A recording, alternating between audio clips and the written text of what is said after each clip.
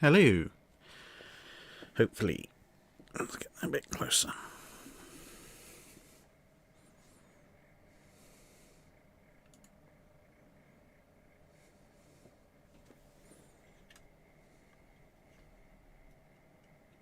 There we go. Excellent. Yes, sorry for the slight delay. XSplit decided of its own volition that all of a sudden it was going to want to get reauthorized for connection, so that took a little bit of time. Plus, I noticed that for some reason all the light is coming from over here, and this side was very much in darkness. And I'm not entirely sure why, but since I didn't have any immediate electric light source to hand to balance that out, I have the emergency lighting source. So that's why I don't look like Two-Face at the moment. Now, for those of you who are unaware how this all works, we are going to be doing, this is the Patreon Q&A for alternate history and all other fun stuff like that. So we've got a bunch of alt history Patreon Q&A questions to go through first, and then once we've gone through all of those, I'll be taking questions from the chat. Sorry, this morning I was in Cornwall. It's been a very long drive. Fortunately, the traffic was quite good. So, so let's get on with those. I have, oh yeah, one other note before we start on all of that. I'm just rearranging windows so that I can read the questions properly and keep an eye on the chat. The other thing to mention is this week the Iron Brew is coming courtesy of this mug, which one of you lot were very, very kind to send to me. So, Iron Brew mug for Iron Brew. I'm sure there's a brew for the brew mug something 40k reference in there, but I'm really too tired to figure that out.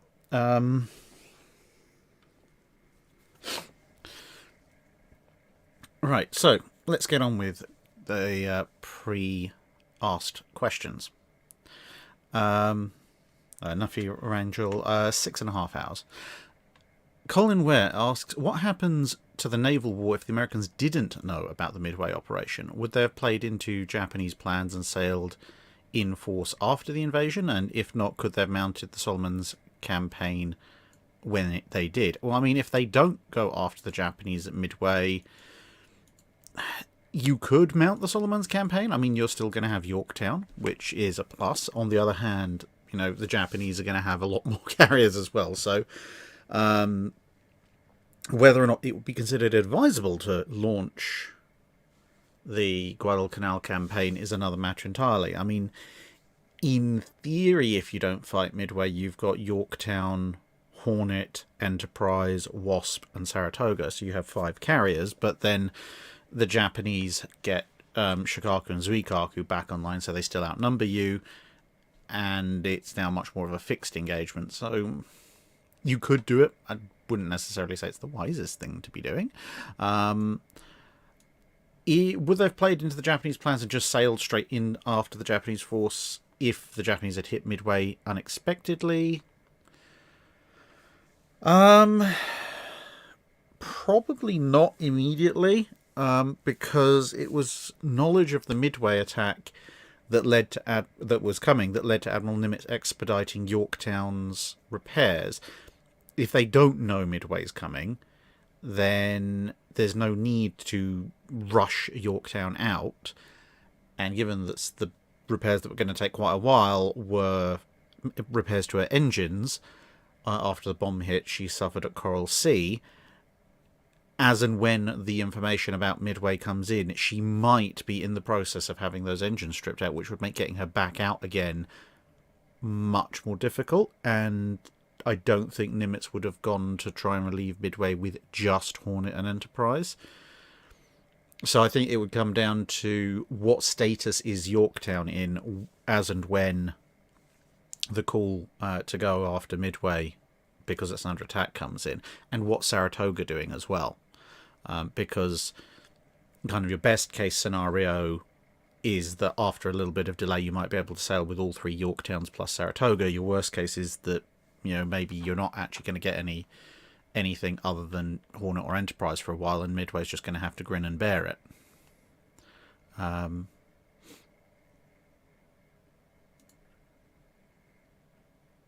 So Jeffrey Conley asks, right,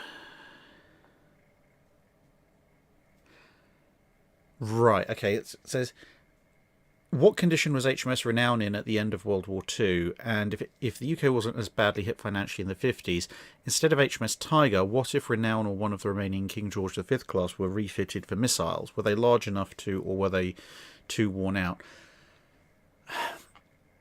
Renown could have, if they'd had money, could have been retained and fitted out, but she was a relatively old ship. Now, obviously, she had undergone a thorough modernization in the 1930s, but she had also been heavily worn by the war.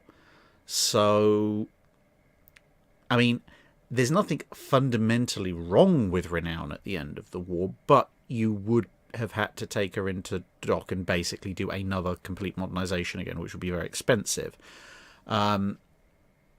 So, practically speaking, unless you have the infinite money tree, she is too worn out. But the remaining King George V's, if you'd had a bit more money, yes, those could very well have been one of them could have been picked to be refitted. I mean, Anson and Howe, I mean, they had a few years service, but they were almost new. King George V and Duke of York had done a bit more sailing, but you could quite easily have taken a King George V, probably, I would say, Anson, in to refit it for missiles. I mean, if you're doing assuming you're keeping it around, developing your ideas, then late 1950s. I mean, Vanguard is the obvious choice, but if you're keeping Vanguard around as well and not converting her, if you have to use one of the KGVs, in the late 50s, I would probably say they end up doing something like removing the aft quad turret, converting the absolute aft of the ship into a helicopter landing deck, and replacing the turret and magazines, possibly the barbette, although that might have interesting weight and structural implications, with a missile launcher and magazines. And given that it's the mid-50s, probably replacing the 5.25s with either twin 3-inch autoloaders, which would be my choice, or maybe some very early smaller system like Seacat or something. But I think the twin 3-inch would probably be the better bet. So yeah, you could refit a KGV as a missile ship. It would still be very, very expensive, but less expensive than all the work you'd have to do to Renown.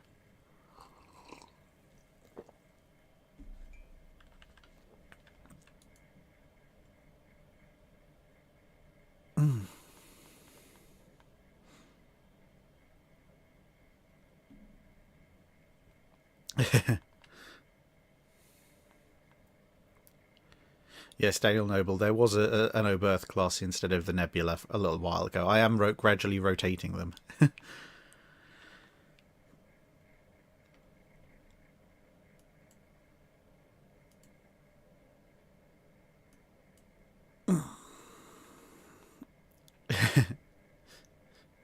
Thank you, White Lancer. I mean, obviously the stream will be available to view afterwards as well.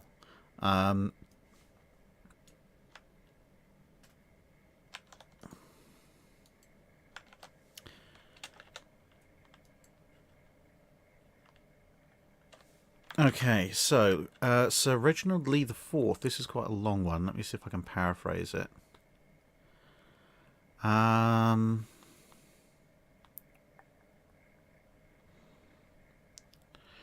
Okay. During the Battleship Dreadnought arms race, did Germany ever consider, in addition to building its own battleships in home yards, to also place orders from foreign yards, for instance from the Americans, since they would have had builders capable of delivering pretty much any sort of ship? Not really, because the when it comes to Germany building dreadnoughts in the sort of late 1900s, early 1910s, the issue is not quite its ability to build dreadnoughts, but more its ability to pay for them. The Reichstag was getting a little bit worried about the fact that Tirpitz was only ever putting the budgets up. And they were protesting that, we need the money for lots of other things. Obviously, the German army was agitating that many of those other things should include the army, an argument which in 1912 they would eventually win. But although German naval battleship construction infrastructure had a smaller capacity than British, they still technically had a few more yards left. Because this is the thing, you've got to remember that a battleship that's under construction, obviously, if you lay it down that year, it takes up space in a shipyard. But the next year, when you're laying down the next set of battleships, you will still have that first set taking up the yards they're in. So you need another set of yards to start work on your next set of battleships. And if your build times are slightly long in terms of taking build to launch, then potentially even in the third year you might. So if you're not building and launching ships within about a year and a half of them being laid down, then you effectively need 3 shipyards for every ship that you want to order per year. So if you're ordering 4 ships a year, you would need 12 yards, because you'd need to have 12 ships going at any one time. This is one of the reasons why also being able to get ships in the water a little bit faster is a huge advantage, because it either reduces the number of overall yards you need, or it means your capacity is a lot higher. So let's say you have your 12 yards, building ships, getting ships out into the water within just over 2 years means that you can build 4 ships per year. Whereas if you can get them into the water in under 2 years, i.e. you can reuse those yards, then you can actually build 6 ships per year, because you can build 6 ships in the first year, then you build another 6 ships in the second year, and by the time the third year rolls around, your first set of 6 yards are ready to go again. So it's quite useful. So how that all relates to the question is that Germany had, at various points during the naval arms race, something between 12 to 15 yards that were definitively capable of constructing battleships.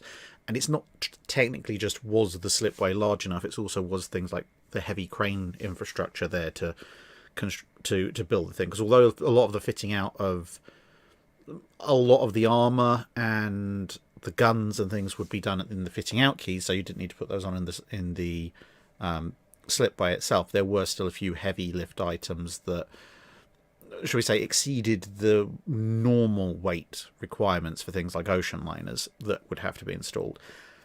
And with Germany's build speed, they didn't quite hit their capacity of slipways for capital ship construction with their existing budget. If their budget had been increased by, say, 50%, then they might have started to run out of slipways to build capital ships on, at which point they might have needed to go elsewhere if they wanted to keep up production with money coming in. But I suspect they probably would have done something like add an extra shift to the work crews first and use the money there rather than go abroad. But in reality, that didn't happen, so obviously they didn't really consider ordering from overseas.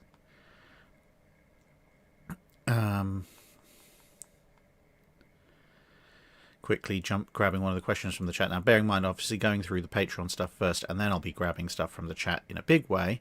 But just quickly picking up this one from Ian Winter. Why did the Royal Navy rebuild Victorious and not one of the later armoured carriers?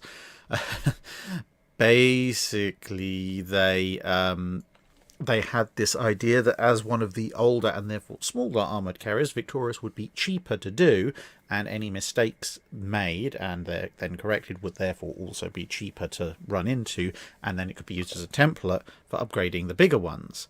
But yeah, that didn't quite work out, did it? Zeroth asks, Colin Cameron asked, did the mug survive the Royal Mail? Yes, indeed it did. It is here.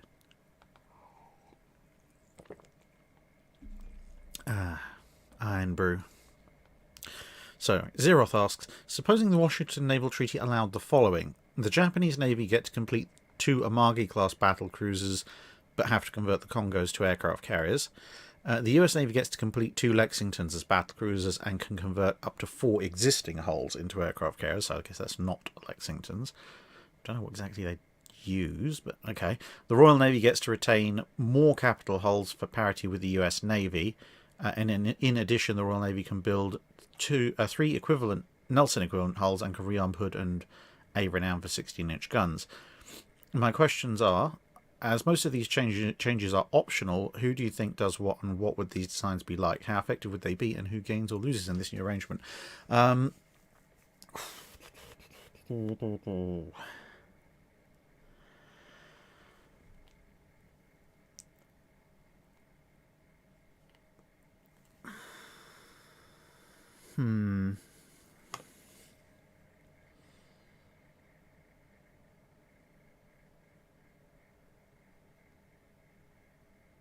I think the Japanese win that particular exchange, because the Amagis are pretty useful ships.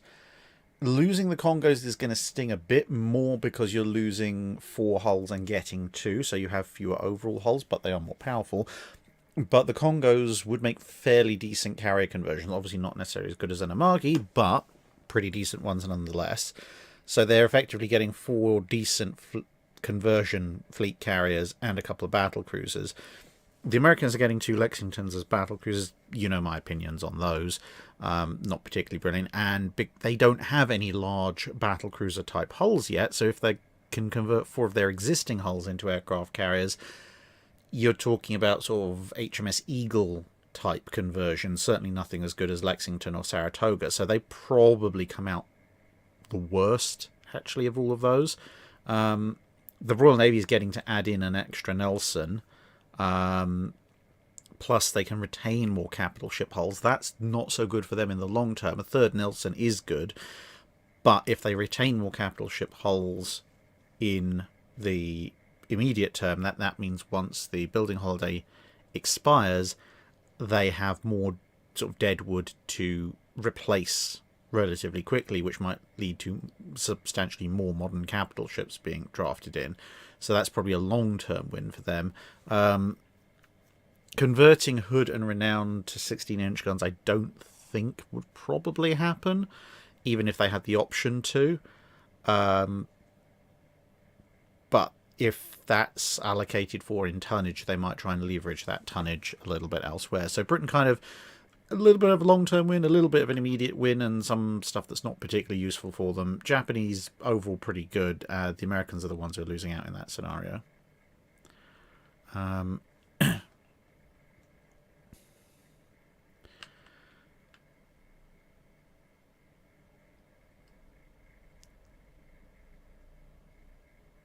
What's over there? Okay, Colin Williams asks, Tillman somehow and unfortunately lives on until the early 1940s. Upon hearing of the H-44 proposal, he demands a revival of the maximum battleship as the US sends reply, with a minimum displacement of 130,000 tons. What on earth do these proposals look like? An up-armoured 4.2 but with 36 16-inch 50s and a speed of 33 knots?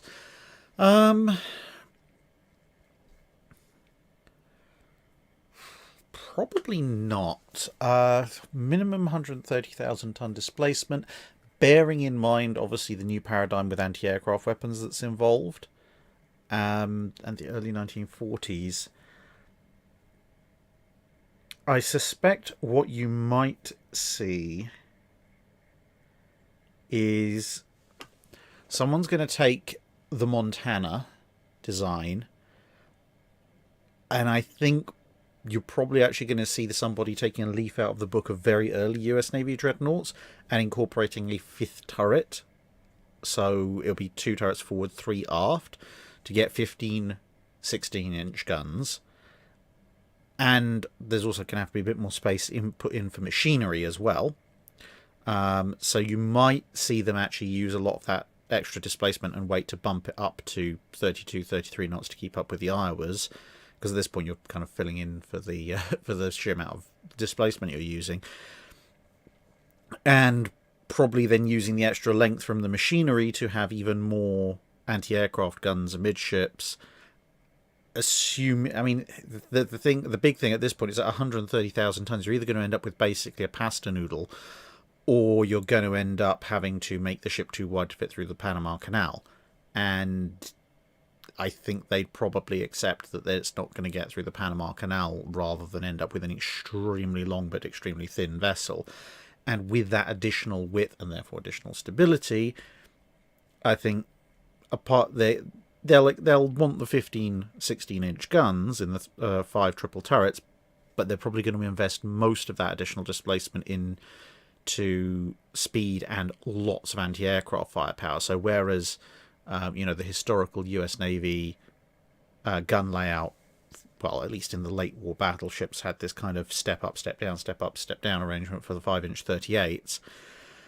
I suspect with a bit more additional beam to play with, they might go for a more continuous run of guns, a bit like the arrangement on Renown, Queen Elizabeth and Valiant with their 4.5s, and then another entire bank of 5-inch guns above and set further behind. So you could probably get at that point, I mean, even being quite conservative, you could probably get 12 twin turrets on either side. So 24 5-inch guns per side, 48 total.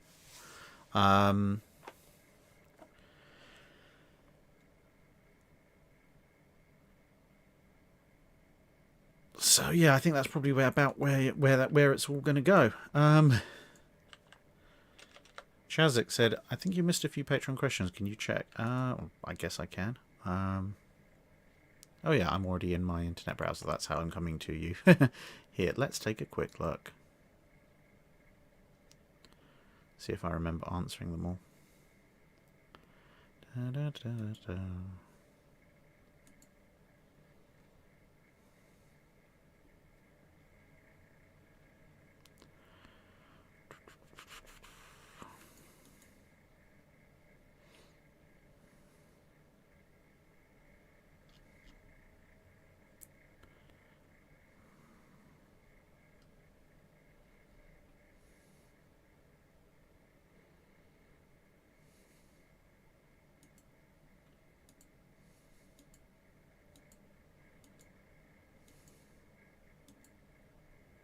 I mean, I usually go through these line by line, so it'd be very unusual to miss one.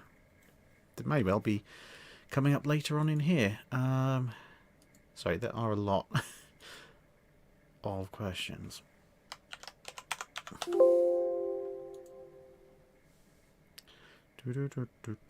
Let's go over to...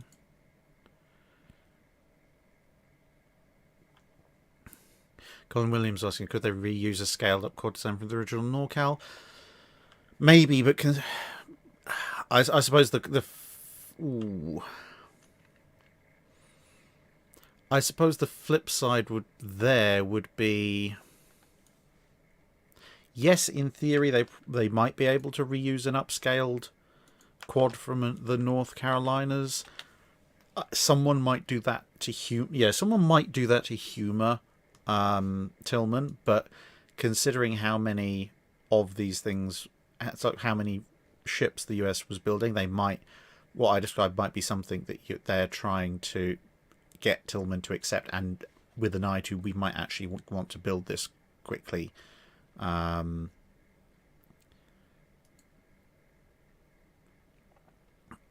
actually realistically, Steve Maddock, the super chat questions in this Drydock format, the Patreon, the live part of the Patreon stuff, I do answer those super chats. I have actually copied it in.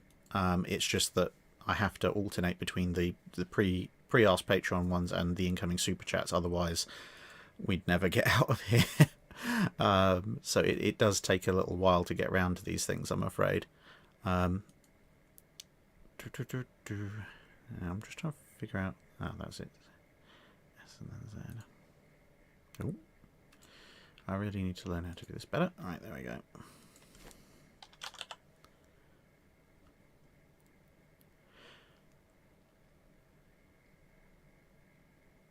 Okay, I see what you mean. Yeah, there's been a few questions asked. There's been a few Patreon questions asked since I actually uploaded the pre-recorded version, so I'm going to have to grab those. That answered that one.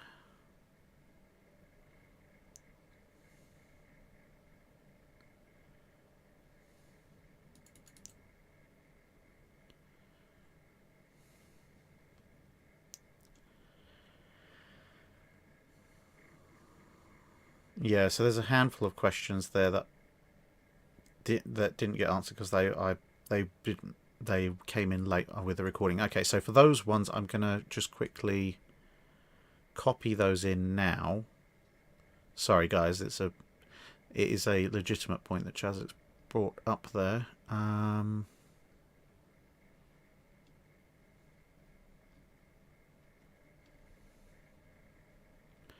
Okay, I'm going to have to grab those.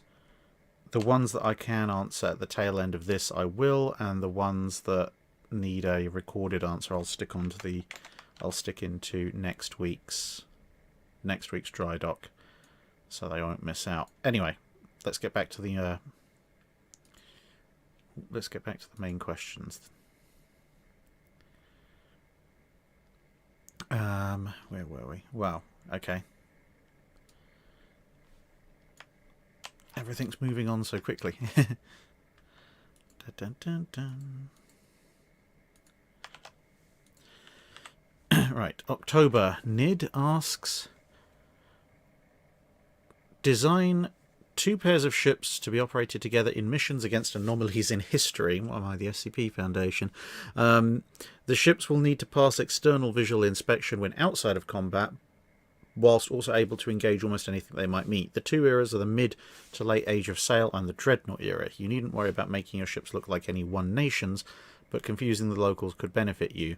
Any tech from the 21st century or before you need can be acquired. I basically build an Age of Sail ship and a Dreadnought battleship that uses modern weapons but looks the part from before. Okay.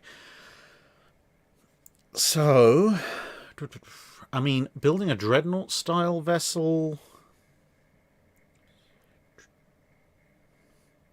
that's going to be relatively easy, because if you're talking about a Dreadnought-style vessel, then in basically in the casemates, instead of just having regular casemates, I would, just put in like a modern 5-inch or modern 4.5-inch instead. There's some pretty long barrel casement mounted weapons there already. They're not going to look unusual, but those casement weapons are now going to be incredibly lethal at short to medium ranges. And then for visual purposes, put some turrets in, but I'd make them just mock turrets with the roof hatches open. And within the sort of fake turret, if you like, you just have a bunch of VLS cells. So people will, they'll see you sailing along with gun turrets, etc. All looks fine and well. And then hopefully you'll be too far distance for them to notice you retracting the hatches over your turrets. And then suddenly a bunch of missiles come out and then they're dead. So they won't be able to report any of that. And if anyone gets close, you hit them with half a dozen or more modern 4.5 or 5-inch guns. The Age of Sail stuff's going to be a bit harder, but because I suppose you could make a relatively convincing non-wood appearing hull with a lick of paint.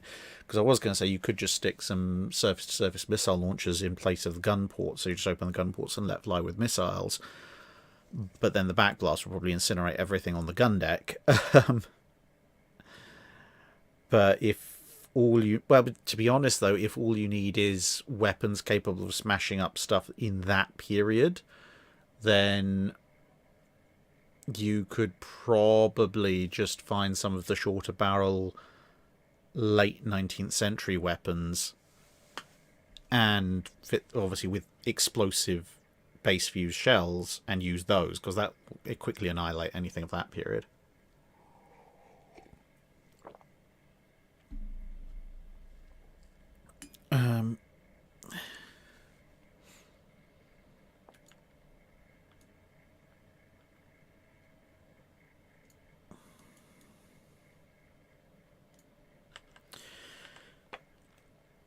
Kenneth Lynch says, the German economy never fully mobilised for war until approximately 1943. Well, I'm not going to get into that particular economic argument, but anyway, realistically, how much of Plan Z could have been realised with an economy that had been fully centralised and brought up to full speed by 1941?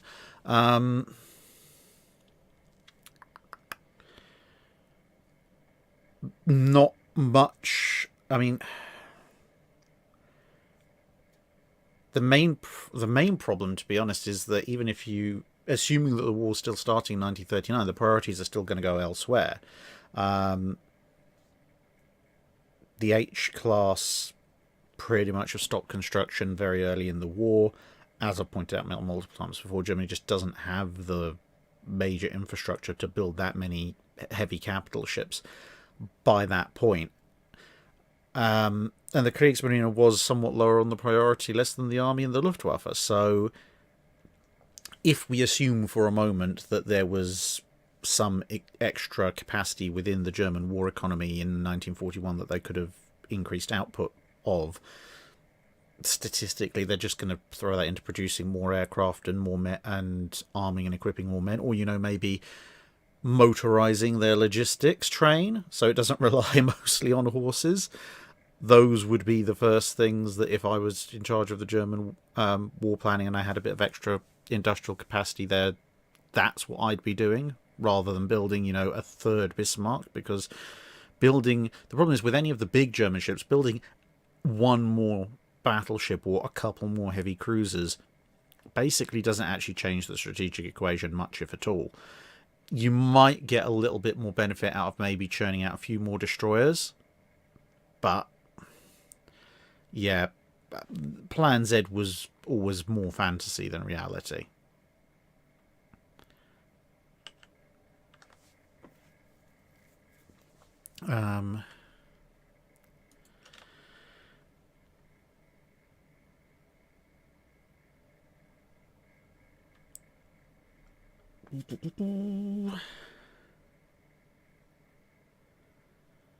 Grumman Wildcat, if Pearl Harbor hadn't happened and the US battleships were intact, what would their use and doctrine have been like against the Japanese? Would the US be just as conservative with them as they were with repaired standards in real life post Pearl Harbor?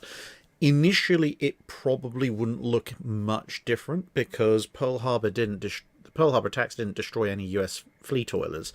I mean, to be perfectly honest, Neosho was there. In the new Midway movie, Neosho is a Pennsylvania-class battleship, but in reality she was a fast fleet oiler. Obviously then got sunk at Coral Sea. But if the Japanese had hit her instead of any one of the Pearl Harbor battleships, that actually would have done far more harm to the US fleet's ability to operate in the immediate post-Pearl Harbor environment than sinking, just another battleship would have done. And that's fundamentally the bottleneck. With the Philippines gone, and the strategic outlook the way it is at the end of 1941, even if all the US battleships are intact, the US Navy just physically doesn't have the infrastructure in terms of fast fleet oilers to support a battle fleet heading out into an area where they don't have friendly ports. So either, if they wanted to operate against the Japanese, either they would have had to send out the Pacific Fleet's battleships to somewhere like Australia or Singapore, where they would have better access to oil and oilers. But realistically, the US isn't going to, even if post-war, obviously we understand where a lot of the hitting power in the early part of the Pacific War came from, obviously that being carriers.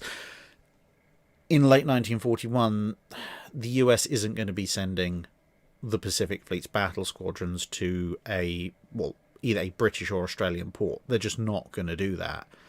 It would be political suicide.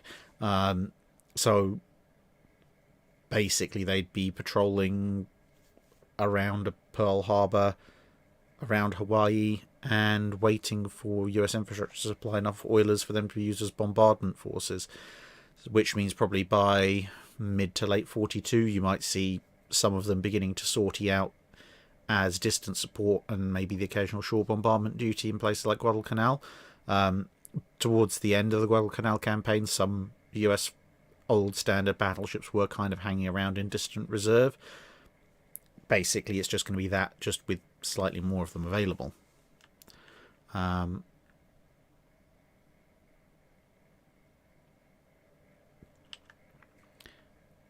Andrew Waite asks, thank you for your comparison of an outcome between a battle between Bismarck and Richelieu. If the Italian co-belligerent navy had been asked to provide a Littorio to cover a sortie by Tirpitz into the Arctic, and these two ships had met in battle, what would the outcome have been?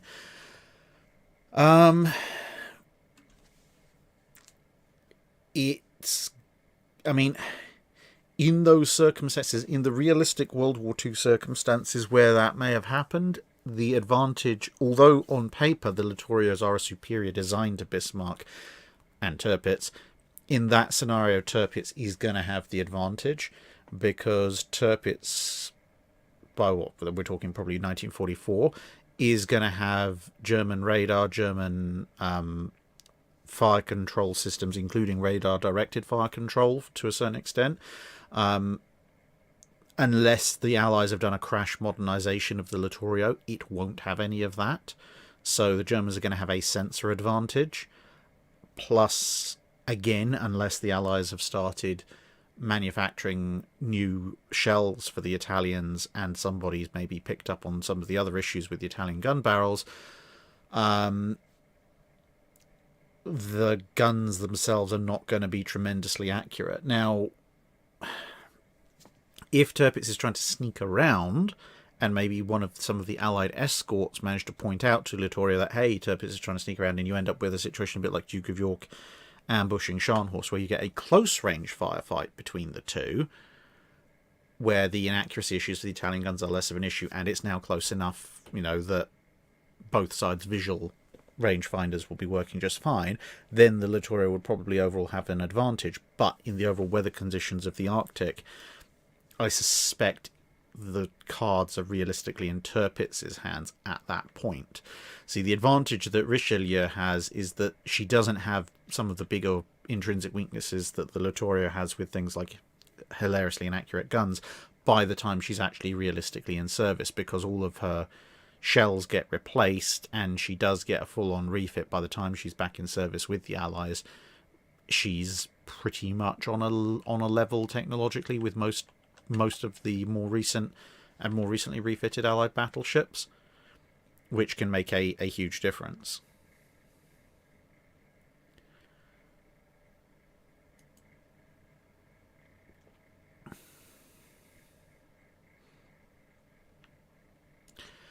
Sworn brother of the Ballistic Order of St. John, Moses Browning, asks, I'm a fan of the Destroyman book series by Taylor Anderson.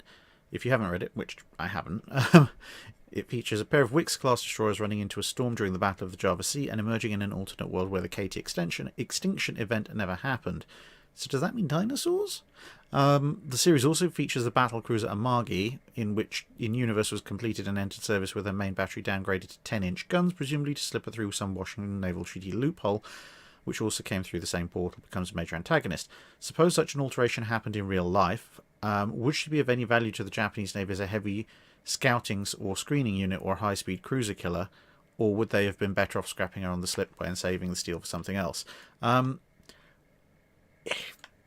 Where exactly you would...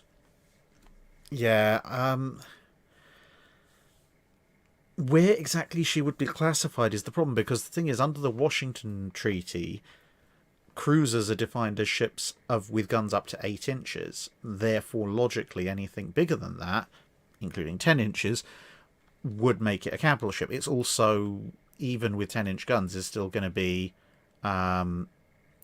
well over 35,000 tons. So, and the 10-inch gun, as I've mentioned before, is probably the single worst gun to deploy because it's the lowest caliber at which the rate of fire kind of drops down to battleship levels of, maximum a couple of rounds per minute.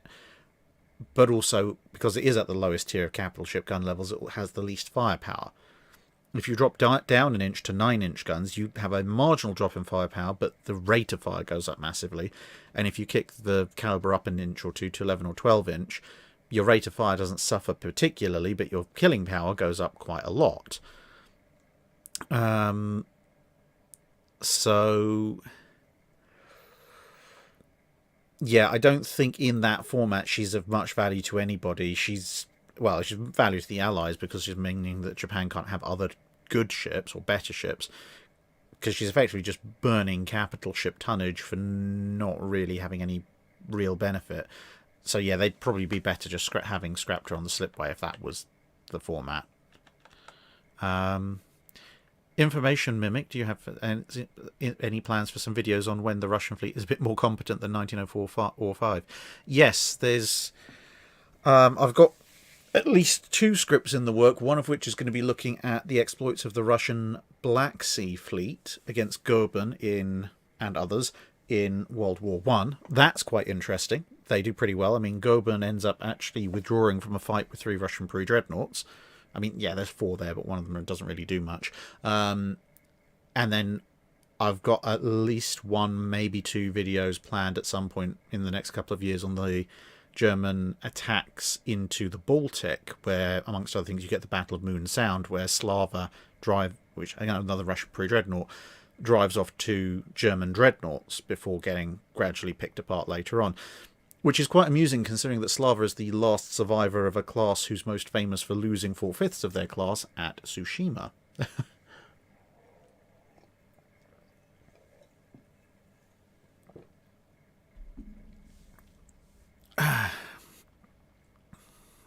Right.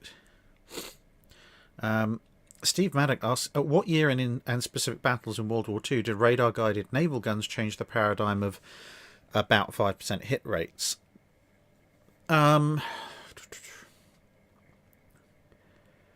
You're probably looking at 1944. I mean, the problem is there aren't a tremendous number of radar-guided capital ship gun engagements, because the overall hit rates that you have for smaller ships like cruisers and destroyers as opposed to battleships, the hit rate value pre-radar, post-radar is actually quite different per class, because obviously the destroyers are just chucking out huge numbers of shells. So in any given engagement, a destroyer could have an absolutely awful hit rate because it's just throwing shells out left, right, and centre and maybe not getting any hits. Alternatively, if you start getting hits early and then just keep hitting, you can have sort of an over 50% hit rate. Cruiser guns kind of have that. It's the cruiser gun accuracy levels start to slide more towards battleship level ones when you get up to the heavy cruisers. But even then, a lot of heavy cruiser engagements tend to feature slightly more hits than the battleships because of the sheer rate of fire and usually the closer range of engagement. But when we're looking at the paradigm of the 5% hit rate, which is kind of capital ship territory, you're probably looking at Surigao. That's probably the one where you can point to and say, look, here the battleships, at least initially, where their systems are working properly, are able to get in significantly higher than 5% hit rates. And there's obviously a few caveats and qualifiers there, because some of the ships have older radar systems, and therefore potentially didn't even hit anything. You could kind of maybe look at the Battle of North Cape, although environmental factors do play a fairly big part there. But certainly, I'd say with North Cape, you're seeing the effect of radar in the earliest portion of the battle. When Scharnhorst is being tracked by Duke of York, and Duke of York very quickly lands hits, much, much faster than most ships would ever land hits, even if they could see the target at that range. It then drops off, obviously, as Scharnhorst is wildly evading and trying to get away. But as I say, the path to that has, as opposed to just using radar as a way to see through the environmental effects, the path to much greater accuracy thanks to radar directed gunfire.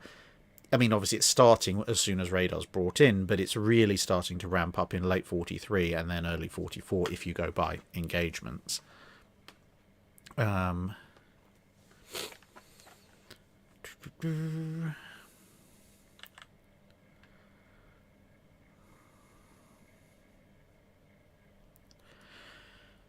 Redneck Fury.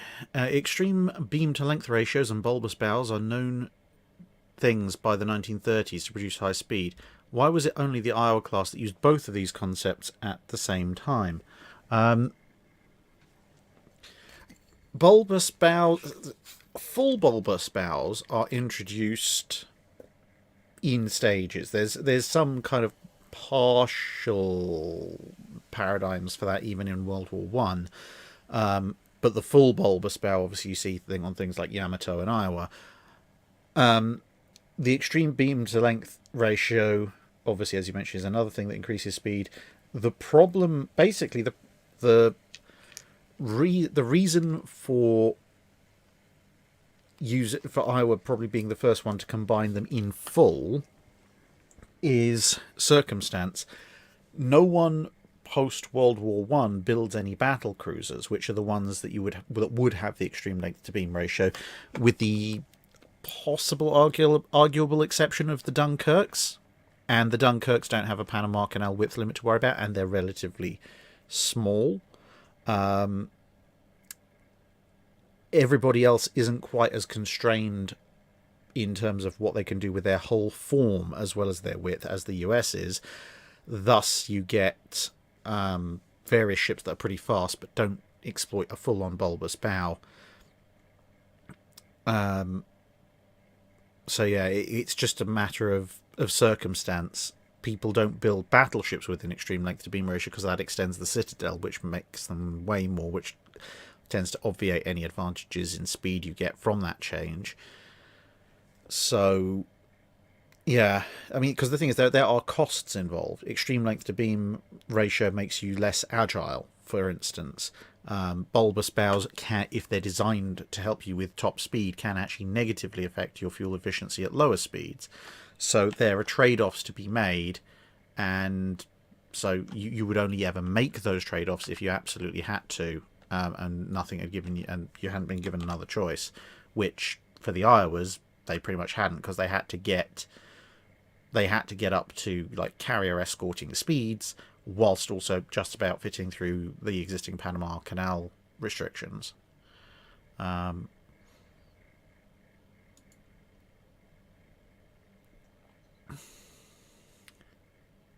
Calvin Green 90. How difficult would it have been to design a passenger liner to be quickly converted to a fast fleet oiler? Very, because if you think about it, a fast fleet oiler has to carry vast amounts of fuel. A passenger liner is honeycombed and subdivided into passenger compartments. Yes, the speed is there, but you'd have to fit all the fuel pumping equipment. So you're basically talking about raising the superstructure and refitting all of that, which there isn't really a tremendously easy way of designing that in. And the rest of it would be just gutting the entire interior of the hull in favour of massive tanks of fuel, which, again, the amount of work you'd be doing on that, you might as well just build a new one. It'd probably be quicker.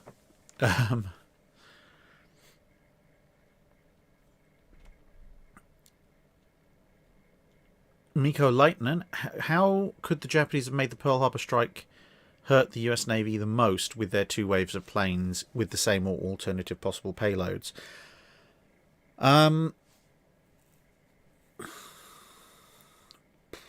Probably the single simplest change that would result in the biggest hurt to the US Navy that they could have done would have been to torpedo and bomb the dry docks that were either in the process of being constructed or in some cases in operation. because you didn't need to hit West Virginia that many times, and most of the others as well. But if they'd sent several torpedoes into the dry dock gates and either damaged or destroyed them, bombed some of the machinery, etc., that would have been far, far worse, because it would have meant any damaged or sunken vessels in Pearl Harbor couldn't therefore be patched up and repaired the way they were after the salvage efforts. And ships that were on combat duty, like the carriers coming back with damage, also couldn't be repaired. So all of those ships would have either had to somehow make it back to San Diego, or just not been salvaged, because there would be no point. So yeah, like half the torpedoes going into the dry dock gates, that could have crippled US fleet operations in the area for quite some time. How long would be how quickly they could have repaired those dry docks would have depended on the amount of damage done, but it certainly would have had a much greater effect than quote unquote only sinking a bunch of battleships. Well, and blowing up a floating dry dock as well, but they managed to repair that as well.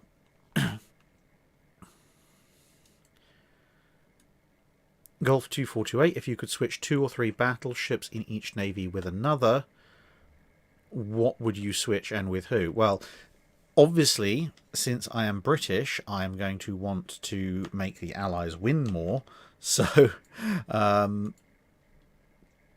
I would probably... What would I do? 2 to 3 battles in each navy with each other. Okay, so I'm going to pick the 2 oldest and most broken R-class and swap them with the Yamato and Musashi. So the Japanese get a couple of R's.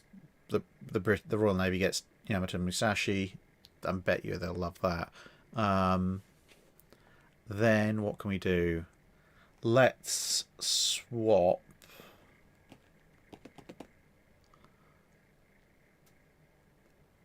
Oh, let's swap Arkansas and Oklahoma for Bismarck and Tirpitz. So the Germans get a 12-inch gun dreadnought and a semi-mobile, not even particularly mobile, just a wreck, in exchange for their 2 latest battleships. That'll annoy them immensely. And for the Italians...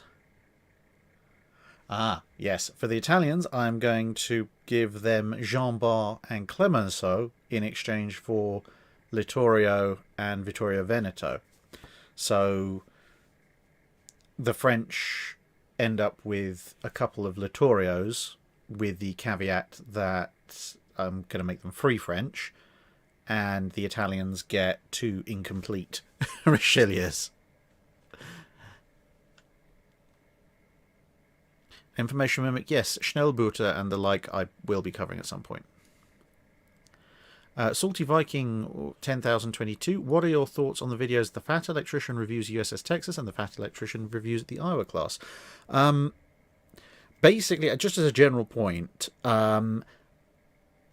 unless a video is so awfully bad it is effectively misinformation, I won't generally comment on what I think of other people's videos unless I already know that content creator relatively well. It's just... I think that's just the way I feel about reviewing other people's content. I mean, sure, if you've got something like that absolutely ridiculous... there's an animated Battle of Denmark Strait video which I think had Iowa in place of Hood. Hood took the place of Bismarck. About half the information that was in it was just flat out wrong, etc. Sure, I'll criticize that to Kingdom Come because it is just flat out awful. But if it's just what do you think of this video, generally speaking, I haven't watched those videos myself yet.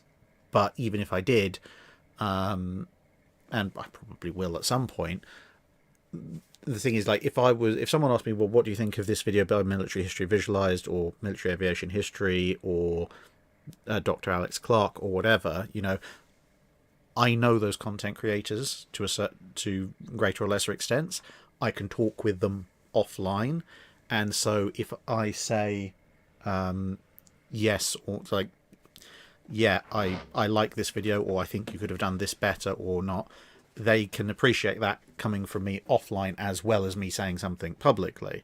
Whereas someone who's just producing content and hasn't done an awful job, so it may be really good, it may be just fine, I don't know, as I haven't seen it. If I don't have that other line of channel communication with them, I don't strictly feel comfortable with just going out there and saying, well, this is what I think, because they don't have a right of reply at that point other than to come out with some other public statement. Now, obviously, that people aren't necessarily going to extend the same courtesy to me, but I don't care.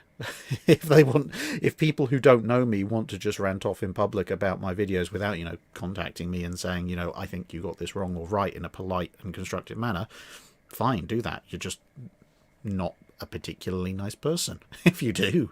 So I don't want to be that person, so I won't. I won't be that person.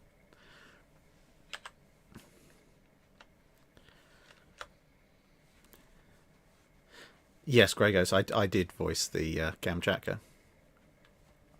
Sorry, that went off on a little bit of a tangent, side quest. I don't know, something along those lines. Reichspeer Minister Maximilian von Spee having the Graf Spee instead of the Scharnhorst when leaving port in 1912. What would change if the orders in the course of history were to stay the same, and how would he manage at the Falklands if the battle would even be fought? Could he refuel and rearm? What would have to happen so that he or his staff could fully use or understand the ship's capabilities?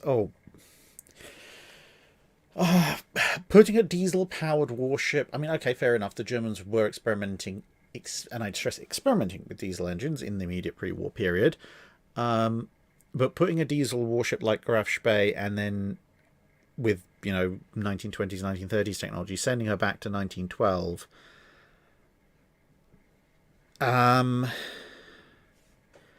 given the state that she was in after running commerce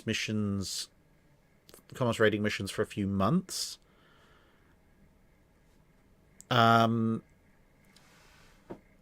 if you're putting a technology that they really only barely understand and would take a while to come up to speed with, and you're sending it to the East Asia Squadron in 1912, chances are that Graf Spee, unless they kind of babied her and kept her in port for the following 2 years, is probably just going to be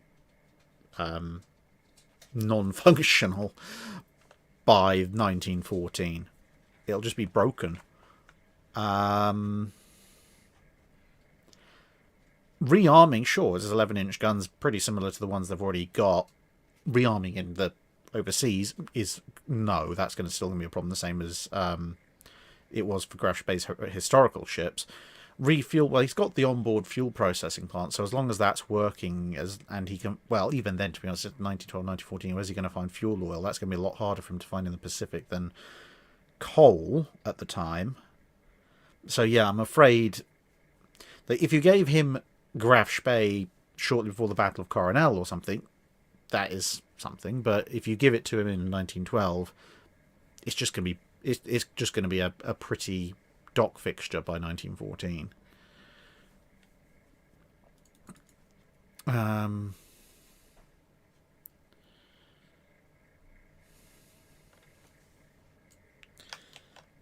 Copy that over.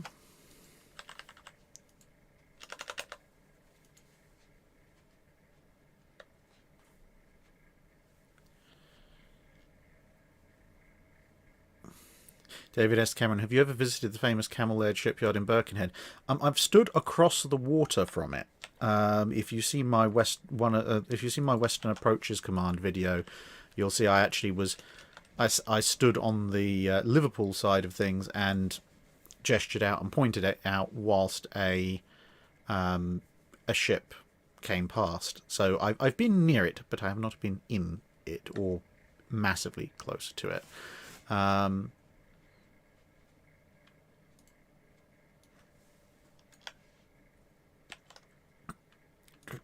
Just copying things across. Pendon Harley say the all big gun bug bites the US Navy just a couple of years earlier. So instead of the ridiculous 8-inch sitting on top of 12-inch of the historical Virginia class, a South Carolina layout of 4 twin 12-inch turrets is used. This design is used for BBs 13 through 22, and simultaneously, instead of the historical Pennsylvania and Tennessee classes, an armored cruiser variant with 4 twin 10-inch turrets is built for the 10 ships of those two classes. Then, in early 1908, it is these 20 newest all-big gun ships that sail as the Great White Fleet. What impact does this less obsolescent fleet have on the US Navy and other major powers, and is the US seen as a first-rank power earlier? The pedant in me wants to say that if you stick a South Carolina-style layout of 4 twin 12-inch turrets, you know, 2 full twin 12-inch turrets super firing over others, on a ship that previously had effectively a twin 8-inch gun house welded on top of a 12-inch turret, thus lighter guns, less armour, no barbette to consider, etc. The absolute historical pedant in me wants to say that those ships are just going to roll over and sink because they're ridiculously top-heavy. But in the spirit of your question, let's assume, albeit it is something of a leap of faith, that Congress actually shakes loose a few extra dollars so that, you know, they can extend the ships to the minimum viable stability quotient so that they can work. The easier one is for the Pennsylvania and the Tennessees.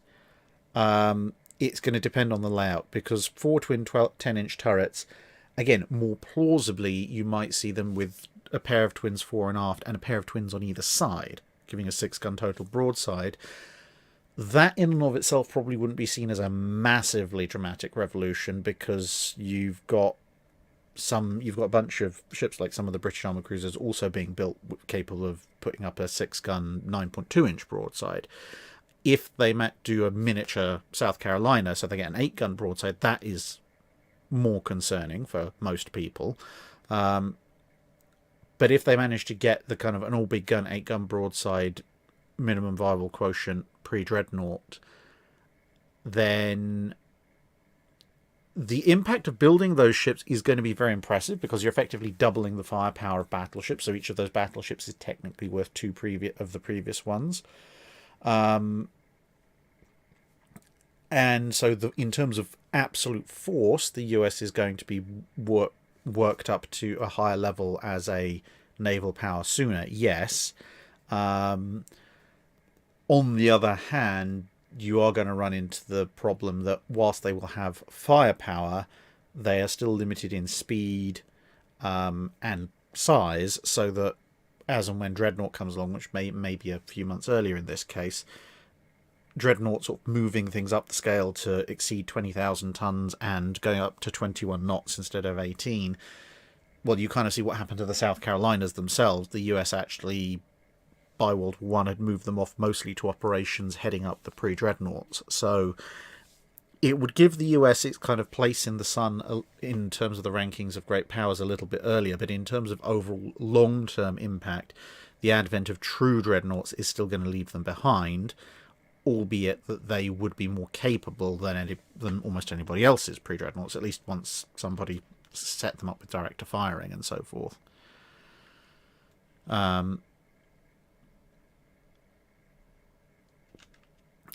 Captain Matty, would the new Royal Navy build a modern warship with the name Victory?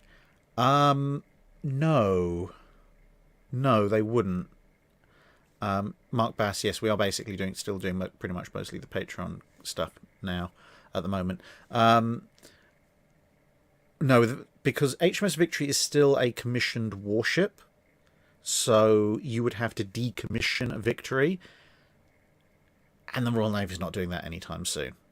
They are building a new HMS Belfast. It's a Type 26, but that's because HMS Belfast currently has special permission to retain that title, even though she is a decommissioned warship. So technically speaking, there is no commissioned HMS Belfast on the Royal Navy's active duty roster, which means they can reuse the name. I think the existing Town class cruiser is going to become HMS Belfast in 1936 or something like that when the Type 26 is launched. But since Victory is still an active service warship, you can't reuse her name at the moment, unless you did it in secret, I guess. Choo Choo. During the Pearl Harbor attack, the carriers and their escorts that were exercising that day are in harbour, and the battleships, most or all of them, are out at sea during their own exercises. Assuming the Japanese don't hang around to hunt the battleships, at a very high level, what does the change of the US having carriers and no battleships to having almost no carriers and plenty of battleships do? I assume it would lengthen the war, but would it affect the primacy of carriers as to the US to fight for so long without as many? It is going to affect 1942 and probably a good chunk of 1943, certainly. I mean, the US is still going to have some of its fleet carriers around. Hornet, for example. Wasp, Ranger, for what value she's worth. So, I mean, you're probably talking about... You're definitely talking about Enterprise. You're maybe... Enterprise... one of the Lexingtons and maybe Yorktown. So you might have one of the other Lexingtons still around. So once they've rushed Hornet, you could probably still fight Coral Sea, but you'd be fighting it with a rushed Hornet and whichever Lexington survived. But then once you lose one of them at Coral Sea, you don't have the force to fight Midway. Which, in some ways, weirdly, I mean, it's still going to set the US back because they won't be able to fight. They won't be comfortable fighting Guadalcanal, and no one's going to listen to MacArthur going after Rabaul with so few carriers around.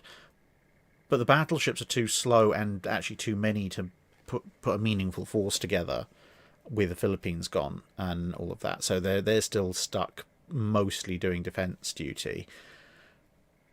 But weirdly enough, not being able to fight Midway might paradoxically go somewhat the US's way, because an attempted landing on Midway is probably almost certainly going to be a complete disaster.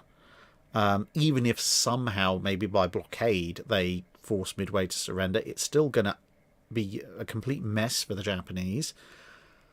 So, the whole, art of war, don't interrupt your enemy when he's making a mistake. The US could just watch the Japanese flounder away at Midway for a bit, whilst retaining their existing forces. It's not going to prolong the war all that much, because the atom bomb's still going to come along and force the Japanese surrender, but it might delay the onset of the US roll-up operations to a point that maybe they're still fighting Okinawa or Iwo Jima or Saipan at the time that Japan surrenders, rather than just happily bombarding things off the Japanese home islands.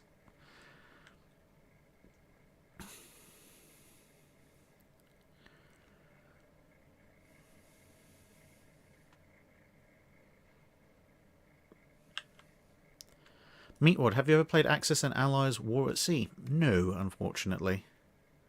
I have not. Maximilian Hubert, what is your opinion of the 1976 Midway movie, and how does it compare to the newest one? Is it more historically accurate? I have watched that movie. I honestly can't recall all that much of it. I watched it, a long time ago, pushing 2 decades ago. I'd have to rewatch it. I mean, I know that was the movie that actually made use of some actual footage from the Japanese attack on Midway Island itself. So, I mean, for that, obviously, it gets historical accuracy points. Although that was one of the bits they actually recreated fairly well in the modern movie. Yeah, I'd have to at least watch an edited highlights version of the 76 movie in, soonish to more accurately comment on that.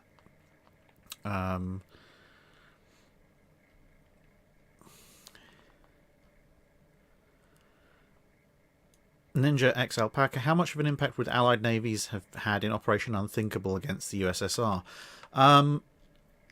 Not a huge amount, because Russia, or the USSR, is not massively open to naval attack, if you think about it. I mean, what you can do is you can shoot up a little bit. You can shoot up Vladivostok and bits on the Russian Pacific coast, but they're not really going to care that much, except for in principle, if you're talking about an Operation Unthinkable style plan. And where else can you go after them? Basically the Black Sea. Okay. Again, what's there? Sevastopol, Crimea. That's not going to manifestly affect Russian strategic thinking. Plus, to be honest, there's not much left of Sevastopol after the Germans have finished with it. And then where else are you going to go? The Baltic. Okay, Allied anti-sub warfare technology is probably going to be make things a lot more difficult for the Russian submariners, but equally there are a lot of Russian submarines there, so it's going to be a little bit of a bloody struggle for the first weeks, months, etc.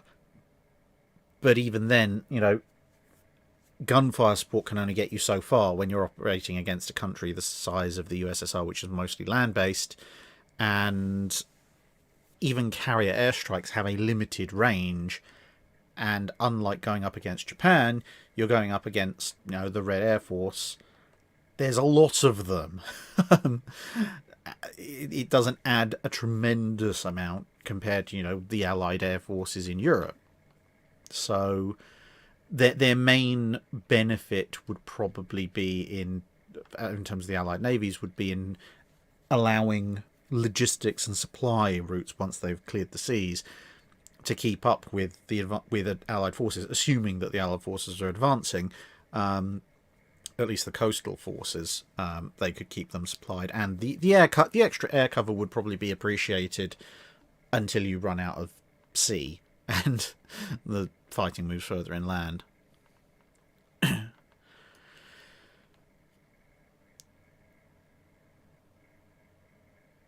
Charles Fitt, on the eve of the Battle of Samar, Admiral Kurita's centre force encounters a final countdown-style storm that scatters them across time and space. On the far side of the storm, 3 of the heavy cruisers of the centre force, Tone, Chikuma and Chokai, find themselves off of Tsushima. Listening to radio from the mainland tells them that it's May 1905. The entirety of Admiral Togo's fleet appears to have vanished. Are these 3 ships enough to decisively defeat Rozhesvensky's force, or will the sheer disparity of numbers outweigh their technological advantage? And or will they be utterly untouchable but run out of munitions before doing enough damage to actually stop the Russians? I mean, Japanese cruisers have pretty decent long-range gunnery, and World War II Japanese 8-inch guns can probably work over, the Russian Rozhesvensky's force quite nicely, especially considering the range advantage. They can engage Rozhesvensky at what for them is quite a comfortable, almost approaching point-blank range, but is beyond Rozhesvensky's ability to reply.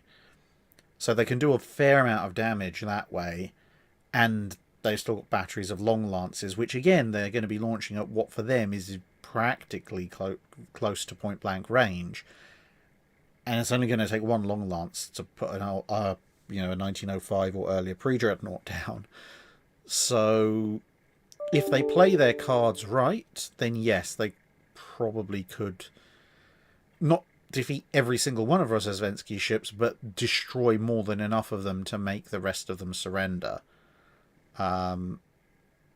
Just basically don't wander so close that somebody manages to get a lucky 12-inch shell in.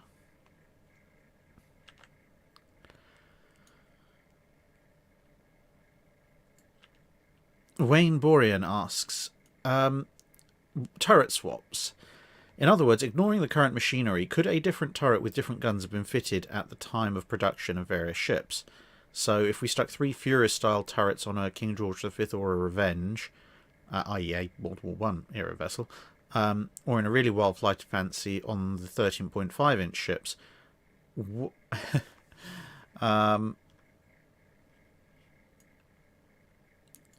I mean, Furious's 18-inch 50 caliber gun is by far and away not really a very good anti-shipping weapon. It's designed for the Baltic operations. It's... yeah, that... I mean, sure, it'll hurt a lot if it hits, but that's a rather big if, especially considering that it's their single guns. So a Revenge or a King George V with 3 single 18-inch guns of a relatively short range, you've basically created the world's most expensive monitor.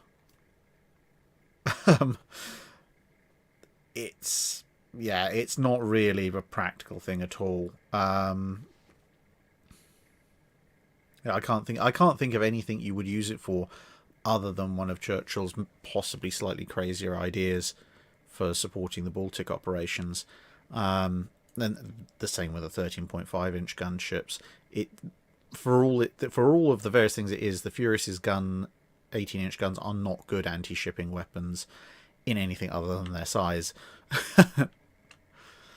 And ideally you need 4 guns for a salvo, and we're only giving them 3. I mean, maybe the 13.5-inch ships at least might get half-decent salvo off, because they can get a 5-gun salvo if you place their turrets on a one-on-one basis. But even so, it's a 5-gun salvo where you're just praying you get a hit or 2.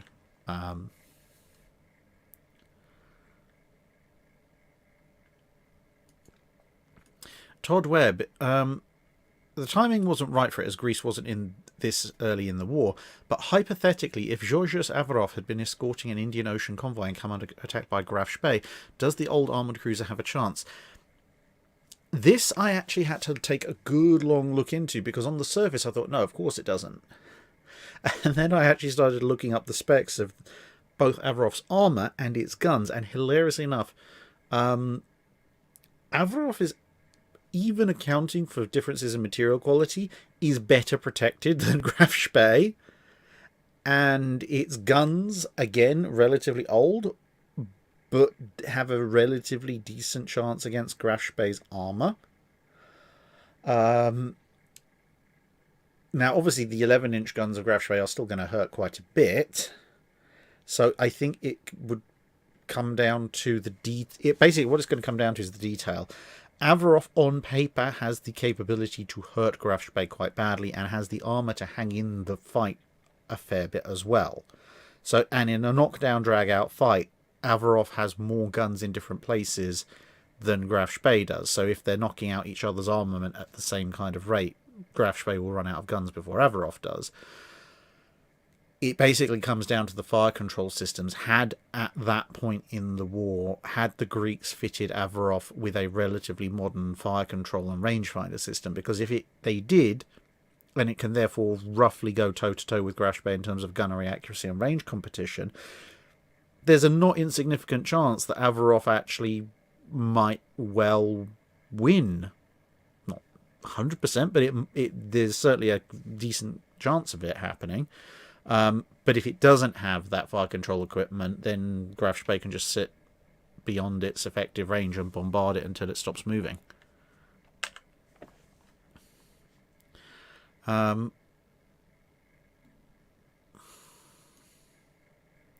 22 NF2. If you're given omnipotent powers and you get to pull a Starfleet captain from his ship and have him or perhaps her take over from Beatty 48 hours before the Battle of Jutland, who would you pick and why?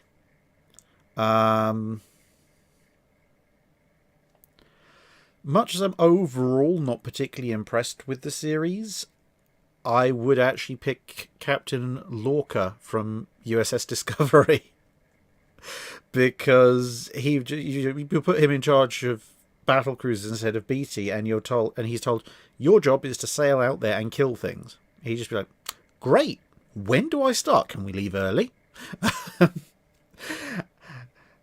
So yes, he would be my choice. Kirk, no, you can't get into a fist fight with Hipper, ripped shirt or not.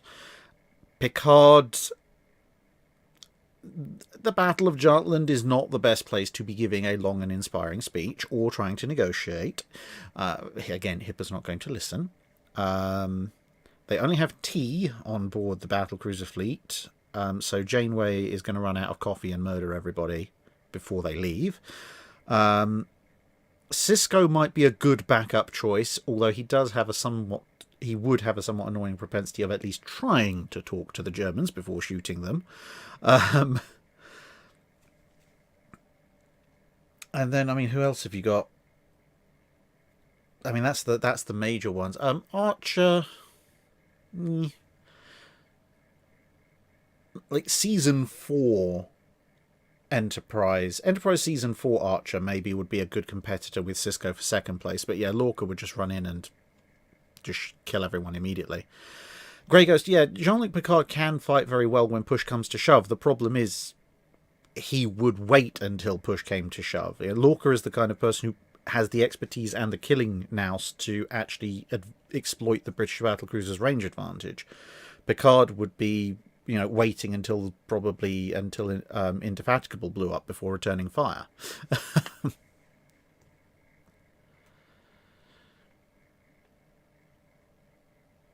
Whiskey Delta Golf, which Star Trek captain would you replace Jellicoe with? I would replace him with Star Trek's Jellicoe, just for a laugh. Oh, dear. Ray W. Alternate history. What ship could the Western world have sent up the Yangtze? A heavy cruiser? They did actually send HMS London. Possibly the worst choice of county-class cruisers. Up the Yangtze, but they weren't particularly aggressive with her.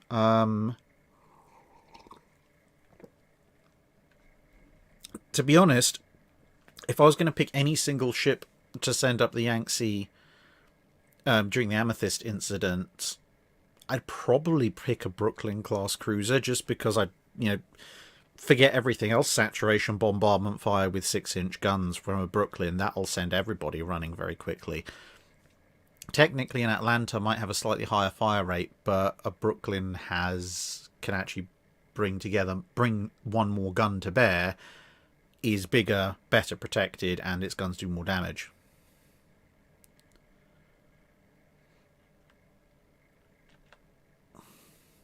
Charles Wade, yes, of course, Jack O'Neill would be the superior choice. I mean, he has the ancient gene. He just summoned some death squids from Antarctica, and then that's the end of HIPAA.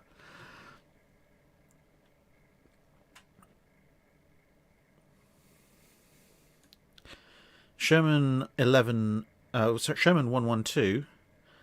2 dry docks ago, I asked how the early war would go for a 15-inch Scharnhorst. How do you think the Battle of North Cape will go? The problem with North Cape is that all the things that happened to Scharnhorst at North Cape are kind of beyond the ability of her 15-inch guns to fix. Getting her radar knocked out happens before she lands any meaningful hits on Norfolk, and then getting jumped by Duke of York happens again while she's blind, so none of that's going to help. She doesn't land any hits in any meaningful places on Duke of York, so the 15-inch guns there aren't going to help, because they're also, presuming everything else is par for par, she's not actually going to hit them there either. About the only major difference, unfortunately, that would make is that the hits that it scores on the British cruisers, like including Norfolk, would do more damage because it's a 15-inch shell rather than an 11-inch shell. But it's really her sensor blindness very quickly at North Cape that is the thing that does in for Scharnhorst.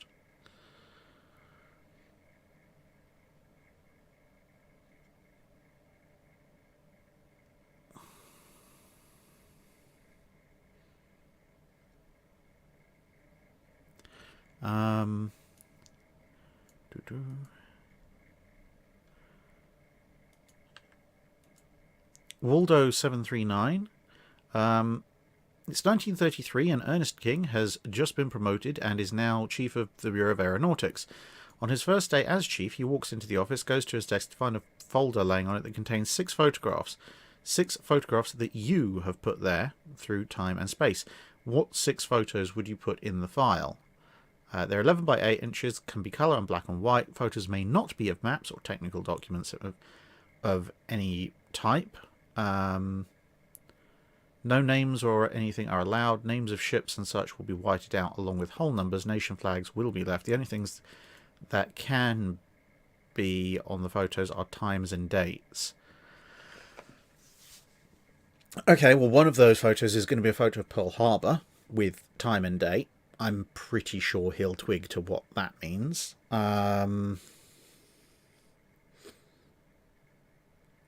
probably a photo of Yamato. Probably the sort of photo you see quite a bit with her aft turret with one of the guns sticking right up. That'll give him a clue as to what the Japanese are building with the Yamatos. Time and date, obviously, accurate to that as well. So that leaves 4. A photo of Wasp blowing up. A photo of Lexington. Hopefully those two should give him the idea that maybe fire safety protocols and, well, just Wasp in general need improving. That leaves me with 2.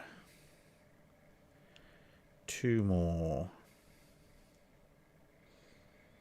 Da da da da da.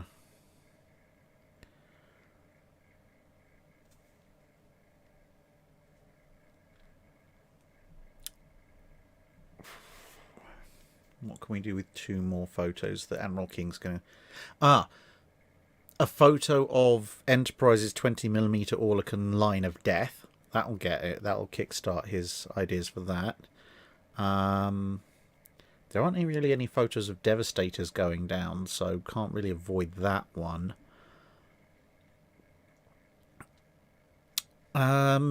Might be a bit more esoteric, but maybe a photo of the North Carolinas, because he'd probably figure out their 16s and might therefore be able to derive that the treaty system might be collapsing sooner rather than later, which, if he can get that information to the right people, they may then redesign the North Carolinas earlier in order to be proof against their own guns, and the changes to the hull design that makes might also incidentally eliminate the vibration issues.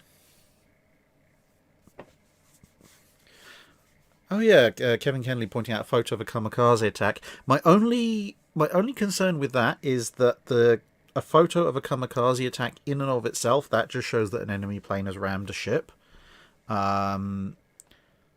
which wouldn't strictly be unsurprising. It would have to be some kind of photo that absolutely illustrates that this is a deliberate ploy. But if that was possible, then sure, let's go for that.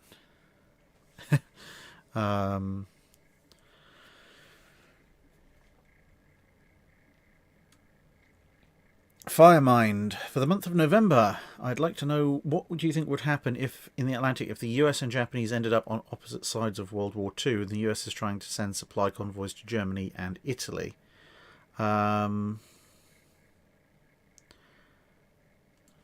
So basically, it's had the US sided with the Axis, what would their attempts at supplying Germany and Italy in Europe have looked like, and what would the counter efforts of the Royal Navy had been? It's very messy, because for an American convoy to get to Italy, you have to go through the Straits of Gibraltar. To get to Germany, you either have to go through the Channel or round, sort of via the Denmark Strait or something like that, down into the North Sea. Which means that you would have to send a force strong enough to force its way past the Royal Navy, where the Royal Navy is at its strongest, off its own home ports or in the Straits of Gibraltar.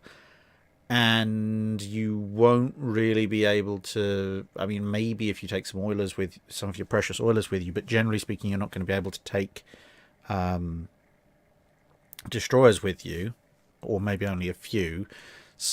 And if you're going to force your way past the Royal Navy, you're going to have to commit a significant amount of your forces. Effectively, at that point, to attempt to supply Germany and Italy in Europe, the US would have to set up a convoy that they actually probably didn't mind losing, and send that convoy in with a big chunk of the battle fleet following it, and hope that the British take the bait and go after the convoy in order to force a pitched fleet battle. So they'd have to fight at least one, possibly more pitched fleet battles to try and hopefully reduce the Royal Navy's strength down enough that subsequent convoys can be forced through under heavy escort.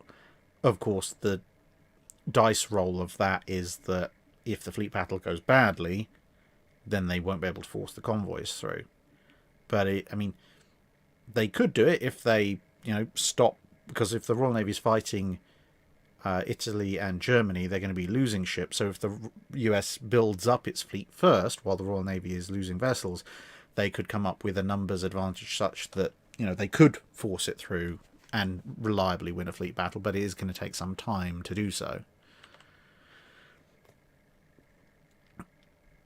Colin Cameron says it's 1934 and even the idea of the Second London Naval Treaty collapses. Ramsay MacDonald has a bright idea how he can shore up the national government and keep Churchill out of his way on defence by emulating the New Deal but using the Navy estimates. You're appointed First Lord of the Admiralty with a much expanded budget and control of research and procurement of ship, infrastructure and aircraft. With future knowledge and one of the following future systems allowed, either shipping containers with loading and unloading cranes, 1960s-era diesel engines or freeze-dried food, what do you build? The 14-inch King George V haven't been ordered yet. I'd grab the diesel engines from those future systems to help upgrade my submarine designs and possibly my secondary power generators on battleships. With future knowledge and obviously bunch more money, I would, and you'll probably understand this if you've seen the King George V design video earlier this week, I would order the King George V's in 15-inch, and I would immediately set to work on modernising the 3 battle cruisers and the 5 QEs to kind of Queen Elizabeth Valiant spec, but also replacing their 15-inch guns with the new much more improved 15-inch guns. The Revenges, their R-Class, there's not a tremendous amount more I can do. Obviously, kickstart production of... kickstart production of radar as quickly as I can. I mean, there's a whole load of things to do. Obviously, the Town class... heavy cruisers, I don't think I'd restart the heavies. Keep going with the Towns. Ramp up on the destroyer production and escort production, obviously. And then with carriers, if I know that the treaty system's going to be collapsing, then I'm probably, as a minimum, I'm going to try and get them to build an Indomitable style armoured carrier instead of illustrious style one, because the Indomitable is an illustrious subtype, but with more hangar space. My iterative, if I can do one better than that, would be to take an Indomitable design, combine the hangar decks into a bigger, higher hangar deck, and then I can lower the flight deck slightly. My next iteration beyond that, if I can push my luck even further, would be to actually go for an audacious style carrier straight off the bat, because why not? The treaty system's collapsed. And then whilst I'm doing all my upgrades to my main battle fleet with a 15-inch gun, then I can start preliminary work on a 45,000-ton line designed with 16-inch.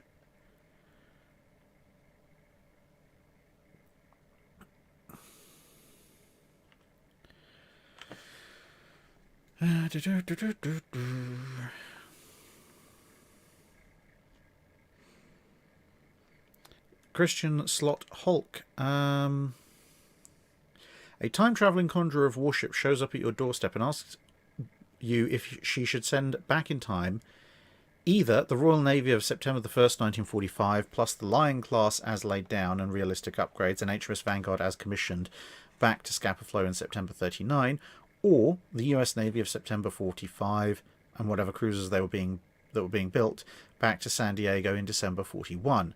All ships arrive as if they'd just been in dry dock for a well-earned thorough maintenance with full complements of well-trained and motivated sailors, and will bring all technical drawings and tactics with them. They don't bring hindsight. What do you choose and why?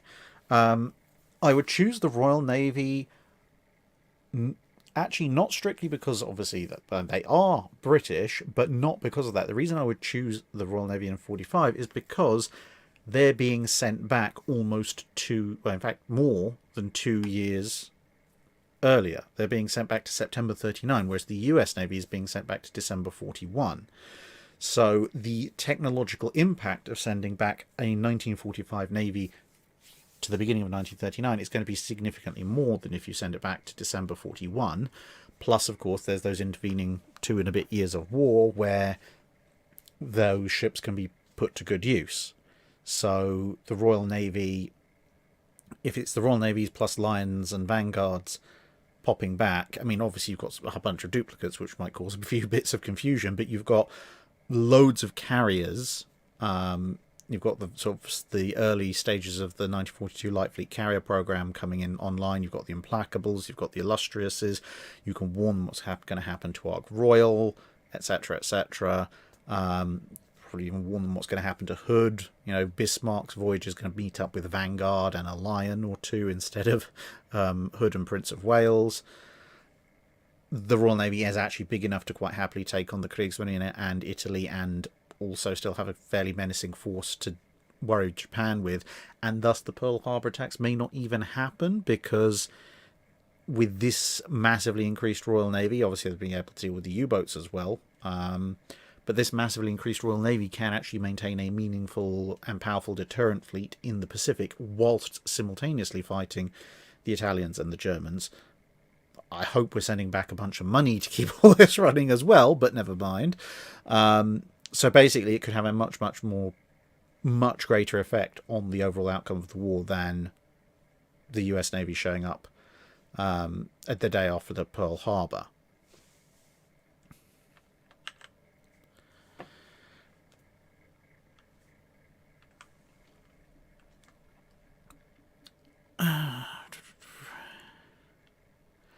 Jonathan Welch.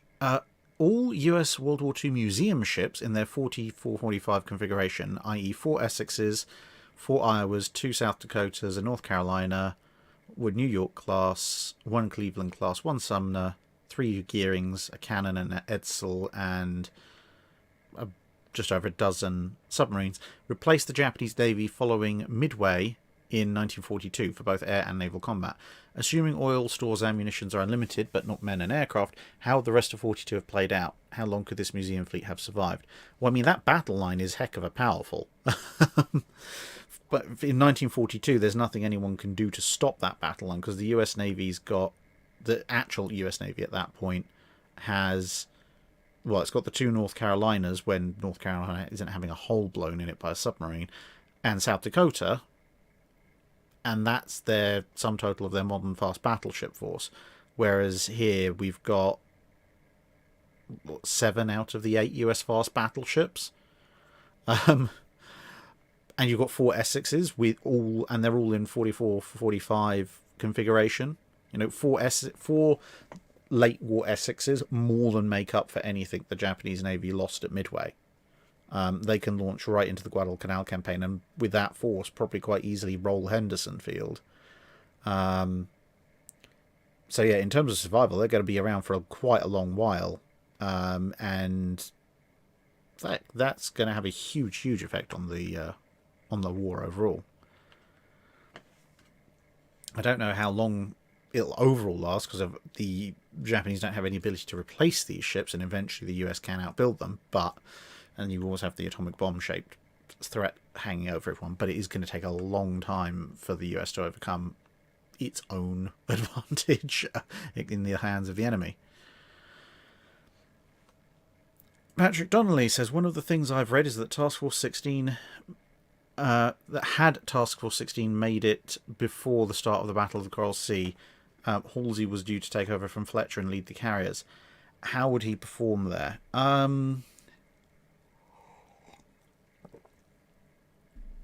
I mean, his performance is probably not going to be so much...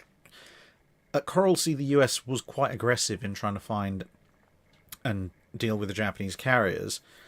I think if Halsey takes over from Fletcher and leads the carriers, the greatest change isn't going to be so much from the change in leadership. It's going to be from the fact that the US force now has doubled its carrier numbers, and the air groups are going to be substantially harder. Substantially larger and harder to deal with when it comes to for the Japanese, i.e. the Japanese can lose more ships, The Americans will lose fewer ships, probably, just more combined AA firepower, apart from anything else.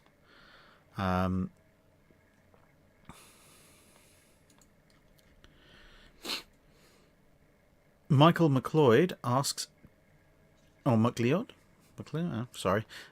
Did any firepower-obsessed designers ever pitch 4 quad turrets, 2 bow, 2 aft, superfiring with a corresponding hull size such as 60,000 tons for 14-inch barrels or 80,000 ton for 16-inch barrels? Apart from maybe one of the Tillman variants, you've also got the Leon class. Okay, they're not 14-inch guns, they're 13.4s, but that was a ship that was supposed to carry 4 quads. There are some sketch designs that look at things like that, but they are very notional sketch designs. The French at one point loosely considered what that might look like. The British, again, very loosely considered what that might look like. But those are not particularly serious design schemes, because everyone at the time that they're designing those, they're operating under the auspices of the naval treaty system, with design limits on what they can do, and 4 quad anything meaningful just pushes you far too far beyond. And by the time you're in the realm of not having to worry about that, and you can seriously start looking at over 35,000 ton designs, by the time you're putting 16 guns on a ship of that size, people want bigger guns. Or, in the case of something like Montana, lots of anti-aircraft armament.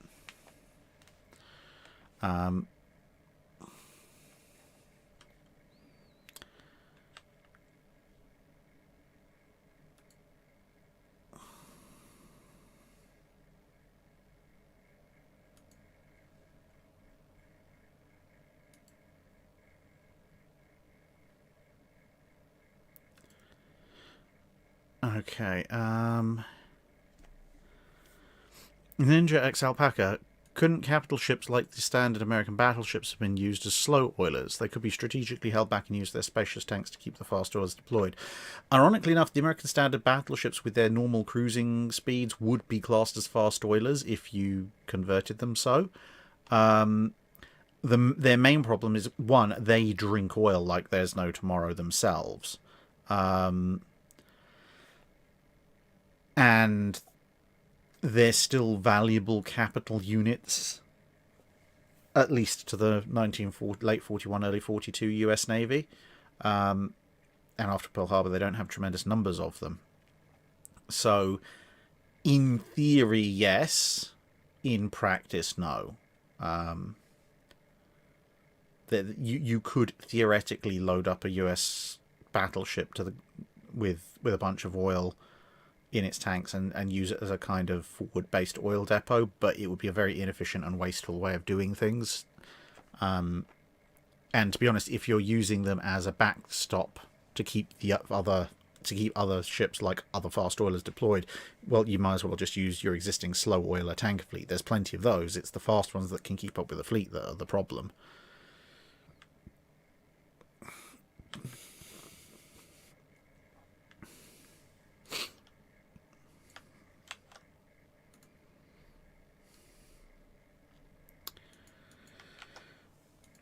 Megascro asks, conversions can be a good thing when the hull is being built, but not so much when launched or in full service. So it's World War II and you've obtained an enemy ship through various shenanigans. The government wants you to convert it. For the sake of the question, you're of whatever faction, obtaining whatever enemy ship and converting it into something useful for said faction or government.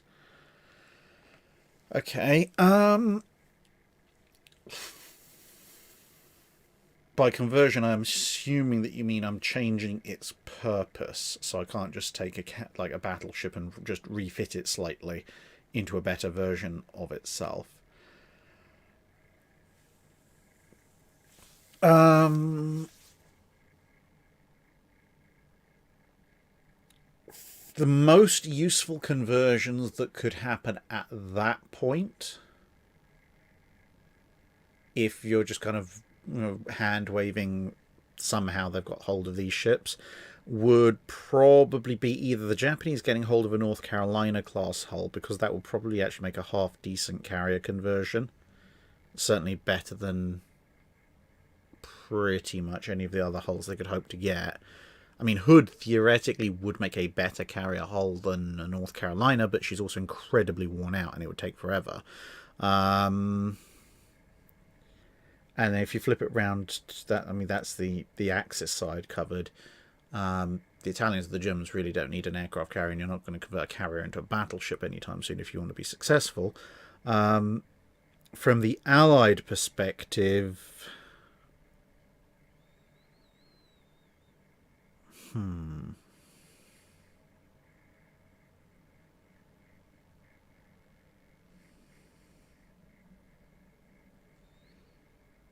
I think from the... I don't know.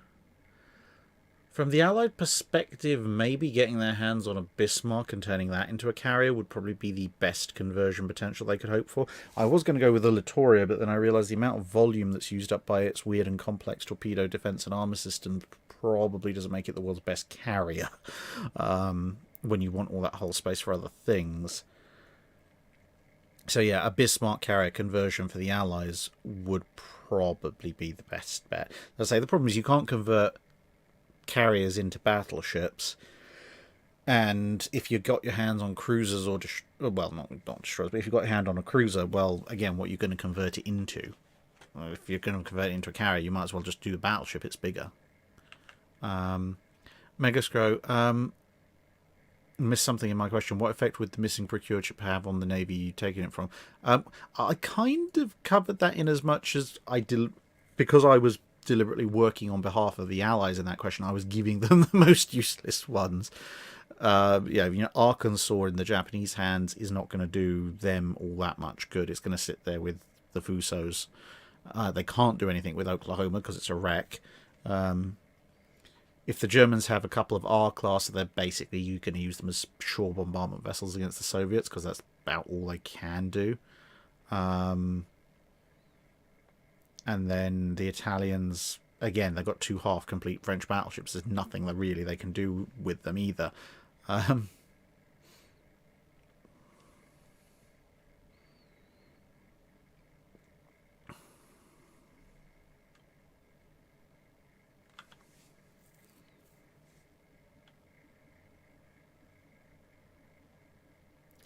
Tyler Dunn, if the German Navy isn't restricted post-World War I and is equal to the UK-US in the Washington Naval Treaty, how does it impact the London Naval Treaty in World War II? Very difficult to predict, because how on earth is Germany going to do that? It's war indemnity. For Germany to not be restricted navally post-World War I and be given an equal billing with the UK and the US, they didn't give Japan an equal billing, and Japan was their ally in World War One. It's a completely alternate universe that somehow Germany's given top seat billing when it physically couldn't keep up with. Like, the thing is, in the 1920s, the reason the US and the UK accepted mutual top seat billing was because they realised that they had the ability to get into an arms race with each other. Germany had proven in 1912 it couldn't win an arms race with the UK. So the impact it has on the London Naval Treaty in World War II is kind of completely up in the air, because so much has to change for this to happen. You're basically talking about you'd have to have an alternate history point of departure of maybe the late 1900s, where Germany goes on a massive naval infrastructure expansion campaign.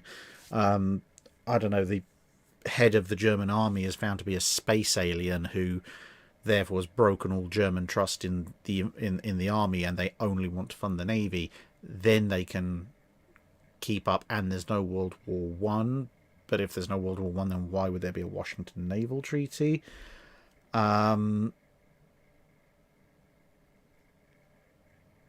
Yeah, because it's completely implausible for the Allies to just give the Germans that post World War One. Yeah, I'm afraid that's kind of...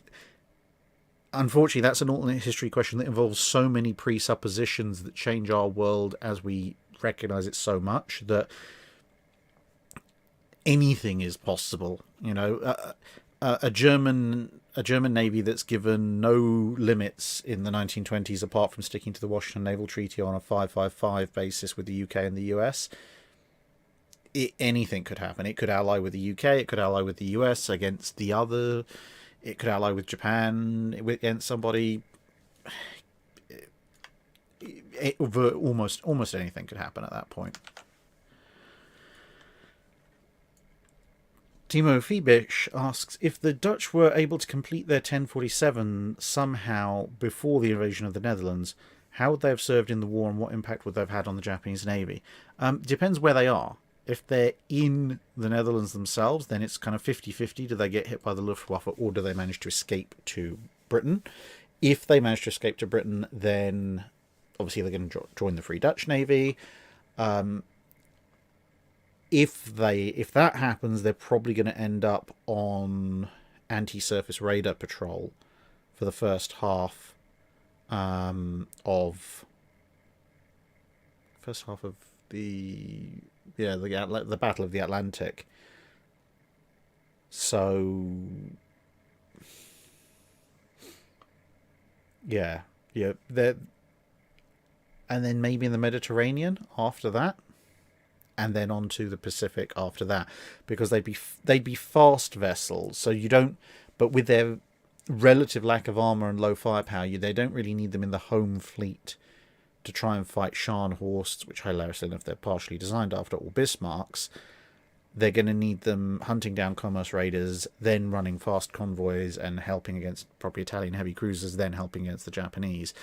If they're over in the Dutch East Indies, on the other hand, unfortunately they'll probably get sunk as part of ABDA command, but assuming they somehow don't and manage to skedaddle down to Australia or over to the Western Indian Ocean or something, it's going to force the Japanese to send in heavier units from the start, whether they be capital ships or carriers.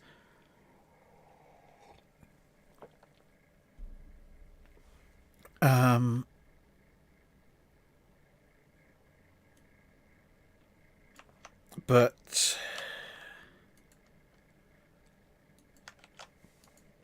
yeah, they assuming they're not sunk in the defence of the Dutch East Indies, they'd probably get again pulled back and end up in the dying stages of the Mediterranean campaign, and then back out into the Pacific when the push back out starts, because they would make very useful fast carrier escorts. And obviously the Dutch would be rather keen to have them around in the Pacific, where they could potentially, free the Dutch East Indies.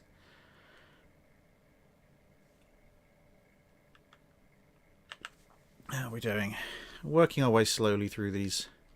Actually, we're not doing too badly. We're almost through the Patreon questions. Richard Goss, hypothetical thought, could an R-class with the removal of its last rear turret and all systems connected to that, plus shortening the armour belt to reflect the new area which requires protection, have allowed them to gain more useful engine speed? I'm not sure if that's something that could work without an engine replacement. An engine replacement would be a lot better for it. Taking the weight off would help in theory because you've reduced the displacement, but you would also, because you're reducing all the displacement at one end, you're going to make the ship's bow heavy. And the only way to avoid that is to put, counterbalancing weights aft, which at that point you've probably negated most of the benefit of removing the weight in the first place. An R-class where you remove a turret and upgrade the engines to create a kind of slightly stumpy Renown has some degree of benefit, because there's limits to how fast you can push it, but you might be able to push them up to, maybe, considering they were capable of 23 knots originally, you might be able to push them just over 26, which might give them some benefit and advantage. But yeah, ideally I think that you'd have them in the Mediterranean, because then they can keep up with Warspite and QE and Valiant, which strengthens the overall Royal Navy battle line potential a fair bit. but it's still going to be of a somewhat limited utility. And Matthew's question about what an Italian-style refit of the Revenge class would look like in your opinion. So yeah, that will probably just take it a step further. So you redo the engines with brand new engines. Probably, I would guess to save the optimal amount of weight if you are removing a turret, you actually remove the super firing rear turret. That gives you a bit more deck space for... Initially, if you're talking 1930s, gives you a bit more deck space to rearrange the superstructure for aircraft arrangements and a longer deck space for anti-aircraft batteries. And given what what the Italians did to their old ships, you're also going to be adding a section of bow, so you probably can. And given that the Revenge's baseline speed is higher than some of the Italian refit ships' baseline speed, you would probably comfortably get them up to 28 knots quite happily. So you'd basically have a 28 knot fast battleship, admittedly with somewhat fewer guns, but actually with quite a respectable anti-aircraft battery. That would make them fairly fighting efficient ships.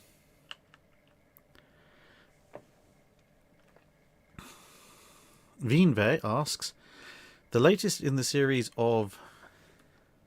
Thank you very much, the ugly Steve. I'm sure you aren't, actually. I'm sure you're the very attractive Steve. Vinve asks, the latest in the series of Drac in charge of major or not so major navies, this time you find yourself as Archduke Drakenfeld Maximilian in total charge of the Austro-Hungarian navy in 1900. What would you build and why? And what changes would you make in their naval doctrine, if any? What do you think is the maximum contribution the Austro-Hungarian navy could make against the Allies in World War I? And in any case, knowing the Great War begins in 14 years, is 1900 too late to make any substantial difference? Naval-wise, no, it's not, because the Dreadnought Revolution's coming, which is going to obviate most things. Maximum contribution the Austro-Hungarian navy can make against the Allies in World War I. Well, kickstarting U-boat production earlier and ramping that up is obviously going to be definitely a thing I'm doing. I could point out some of the issues with the Tegethoff class battleship before it gets built, so it gets built in something that's more approximating their on-paper potential, which is relatively decent. Much as I love St. Esteban, I do my best to not get it built in a shipyard that's never built anything bigger than a destroyer before. Or actually, to be honest, if it's in 1900, you know, get that shipyard trained up on building larger capital ships before we give it a dreadnought battleship to build.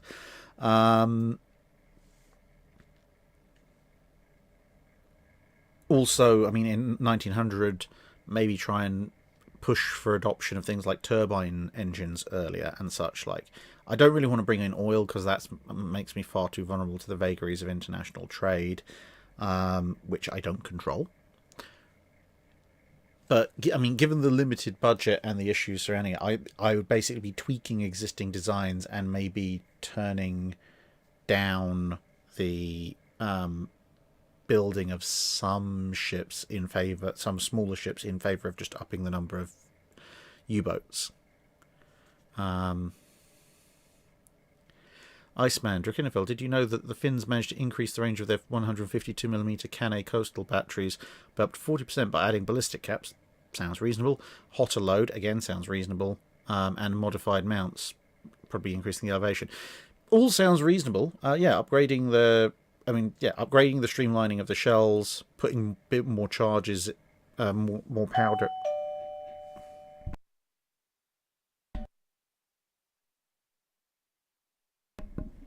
Okay. The door is apparently a thing. Okay, someone's getting takeaway. I apologise. Anyway, so yeah, elevated mounts, better shells, and higher charges. That sounds perfectly fine. Good on them. I mean, to be honest, the Finns coming across a gun and going, yes, we shall aim it higher and stick more boom in it, that's a very Finnish thing to do. No meth involved either.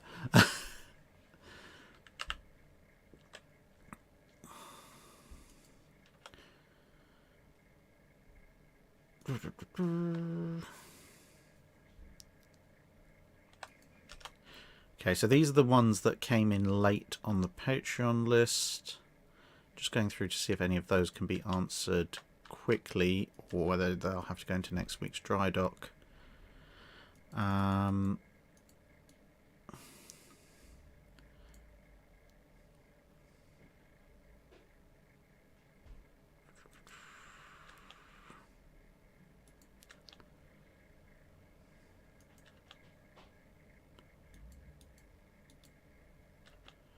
Okay, there's 3 that I can answer there quickly, and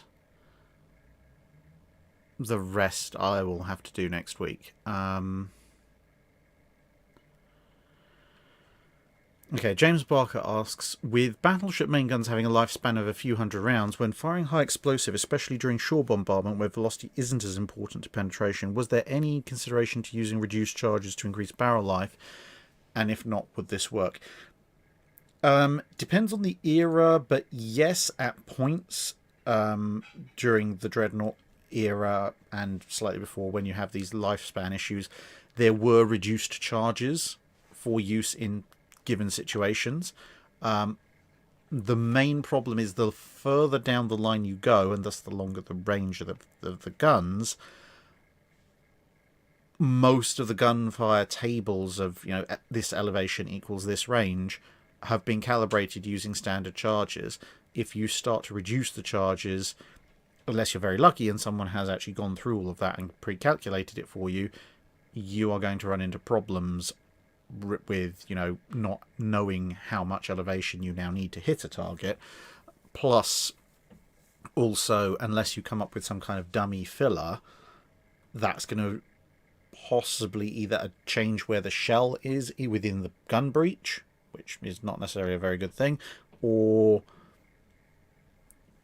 else you're going to have a volume of just air for the explosion to expand into, which is also probably not a brilliant thing for your gun's lifespan. That's one. Jean Perilla asks, what prevents a fleet from sailing into an enemy harbour and causing mayhem in the modern era? For example, the Royal Navy against Germany in both World Wars.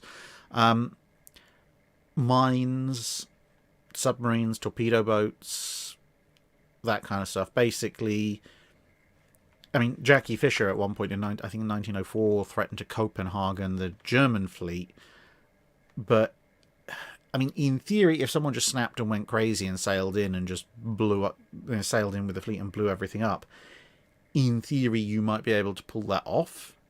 But practically speaking, it would have to be completely out of the blue, because if it's in any reasonable scenario where tensions have been building, they're going to have all those torpedo craft and mines, etc., out there ready and waiting for you, and then you lose your fleet for almost not very much.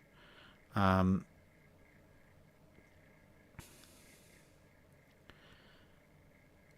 then SMS Schleswig-Holstein, which will be the last Patreon question for today, I'll go over the others, as I say, in the next week's dry dock, asks, how did Union monitor designs improve over the American Civil War in general terms? And he says, yes, I know it's a massive question, so just generally. Okay, so Union monitors went, in terms of their potential, there were a few changes. One, you went from single turret to multiple turret, mostly double turret, although there were a few other sub-variants on that, which obviously increases your overall firepower. Two, the overall size of the monitor increased, partly to accommodate the two turrets in a lot of them. That in turn made them somewhat more seaworthy, or at least probably won't sink in the first storm they encounter. The gun sizes will also increase. So obviously Monitor had 11-inch Dahlgrens. Quite a lot of the later US monsters had 15-inch Dahlgrens. Not a Monitor-specific upgrade, but more of a general Union Navy upgrade was they started using better and more powder in their charges. And towards the end of the war, at least, they were also beginning to look at introducing steel rather than iron shot, which gave them, between the two, powder and shot, issues gave the guns a lot more penetration for shooting at armoured targets. And the habitability and seaworthiness, in part, I'd say, because of the increased size, did increase to a point where just about you could go oceanic with them. You would not go oceanic and fight on the ocean with American Civil War era monitors, but they did get to a point where you could just about cross an ocean with one, which was seen just after the American Civil War later on, when I think it was the Minomatoma or something along those lines, did make a crossing over to the UK. The Secretary of the Navy, US Secretary of the Navy, was on board and made a big song and dance about how this proved that he could sail over to the UK and destroy the Royal Navy at any time. The whole thing is made slightly, shall we say, less plausible by the fact that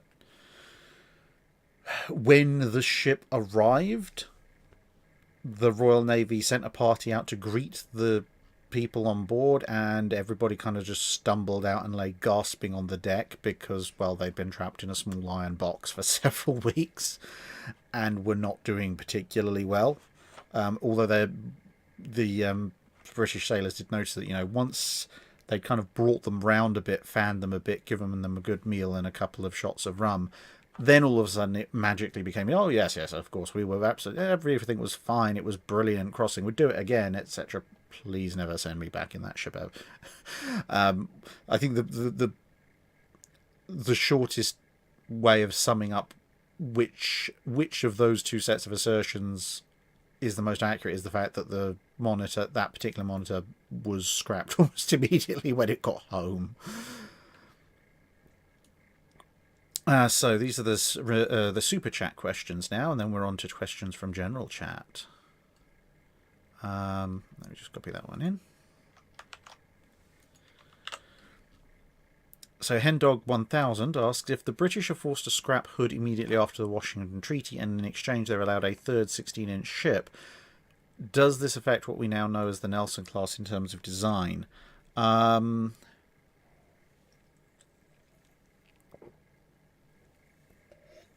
possibly, because part of the reason that the British were prepared to accept two 16-inch ships, whereas the Americans had three Colorados, was because they had Hood, and Hood had size and speed on our side. In theory, if they're offered a third Nelson, they might go for it on the basis that they then get parity with parity with the US, so three Colorados, three Nelsons. But it does represent a climb down in tonnage. So they might, then I don't think they might ask for, I don't think they'd get a kind of split the difference of, we'll take Hood's remaining tonnage and divide it between the remaining three ships. I can see the British trying that. I can't see the US being particularly happy about accepting that. What they might ask, I think, to be honest, the British would probably not change the Nelson class all that much. They'd just go, okay, we'll just have a third unit. Although that does bring up the question of which admiral are we going to name it after, and what happens in World War II with Anson, and how they're going to have to find someone else to name at least one of those after, because they'll probably use Anson for the third Nelson class. I think most of the British negotiation effort is probably going to focus on, instead of scrapping Hood, of basically getting a carrier conversion clause, like with the Lexingtons, out of her. And the British might actually promise not to make any revisions to their Nelson class design in order to get that.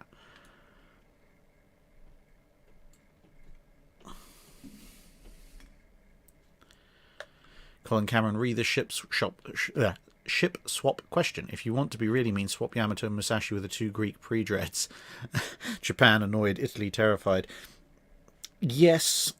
Yeah, in theory, the Italians would be incredibly terrified. My only concern with that is that, given the fate of those historical two Greek pre-dreadnoughts, They wouldn't be a tremendous benefit to the Allied cause because the Luftwaffe would just hit them during the German counter-invasion.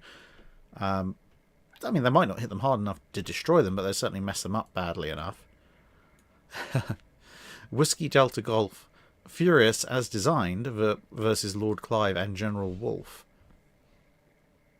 Now, that is a battle of eggshells armed with hammers, isn't it? I'm going to go with Furious, not on the basis of her being any more durable, but purely on the basis of the fact she's so much faster that she could decide which one of the two to face off against, and she can actually rotate her turrets, whereas the monitors that were historically fitted with her turrets could not. So she could choose to focus on one and then go off and deal with another one. Hendog 1000 also asks, Admiral swap. Beatty and Jellicoe swap at Jutland. Beatty is in charge of the Grand Fleet. Jellicoe is in charge of the battle cruisers. Does Beatty mess things up almost as he did historically? Oh. Jellicoe's going to do a better job. I mean, it depends when this swap's happening. Obviously, the further back in time it happens, the better. Jellicoe's going to do a much better job than Beatty because he has a competent signals officer, so he'll keep his fleet together, which means he's going to be leading into the fight with Hipper with the QEs in tow. So that fight's going to go a lot worse for Hipper, a lot worse for First Scouting Group. And, you know, he might actually remember to tell Beatty what's going on with the enemy fleet. My biggest worry is that, I mean, Jellicoe will probably provide Beatty with all the information he needs to make the correct call, make the correct turn, deploy the fleet correctly, and open fire at the appropriate time. My big concern would be if Beatty decides to just try and charge all in and just hurls the Grand Fleet straight at the Germans. That could go. I mean, he's got the firepower advantage, but it could go quite a lot worse for the Grand Fleet than it did historically, especially because the German torpedo boats will come in for their torpedo counterattack, and it's going to be much easier for them to do that if the Grand Fleet is just running headlong at them in a big, long line abreast.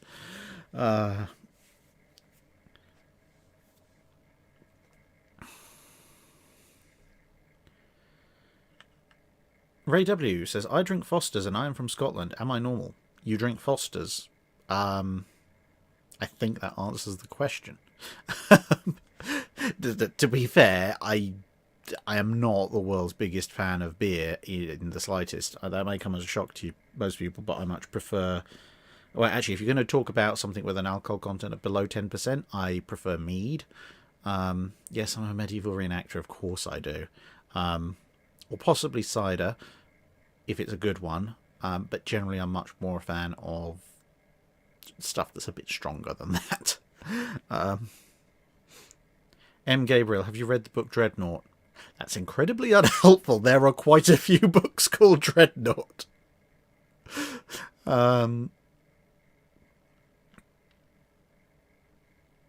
Brian Nicholas, they could have named the third Nelson class Sir Edward Pellew. I believe he reached Admiral rank. Yes, but by the time he did, he was also elevated to be Lord Exmouth, and they already had an HMS Exmouth.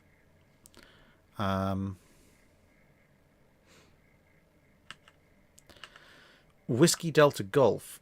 A World War II admiral of your choice is sent back to 1600 with their tactical but not historical knowledge.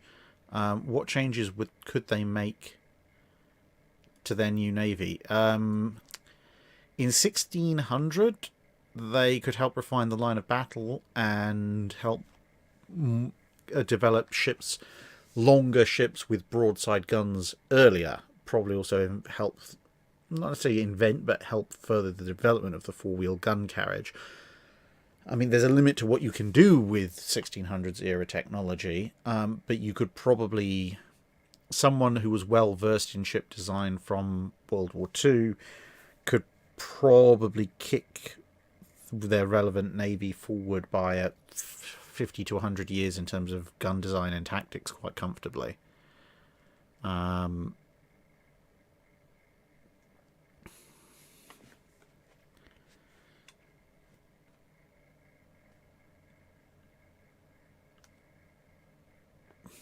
Galdir Iona, I've never actually had a hangover from drinking mead or cider. The only hangover I've ever had of any description was from drinking torpedo juice. Sean Lowry, have you made any content on night aircraft carrier operations, or is that something you consider making? I haven't yet. I definitely will make that at some point. I'm half tempted to just do the entire thing as a black screen with a little caption saying as seen in reality, just to troll people, but I have a feeling I might lose a few people doing that. No. In all seriousness, yes, at some point I will make a video on night aircraft carrier operations in the Second World War. Malcolm 55. The 12 14-inch guns over the 9 15-inch was due to number of shells coming in, i.e. basically hit them with more shells than 9 guns.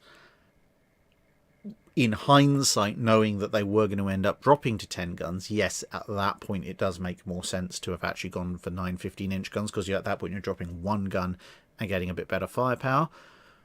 But yeah, having 3 guns extra with the 9 versus 12 argument, hit them somewhere rather than hit them fractionally harder but less often was the argument that won out there.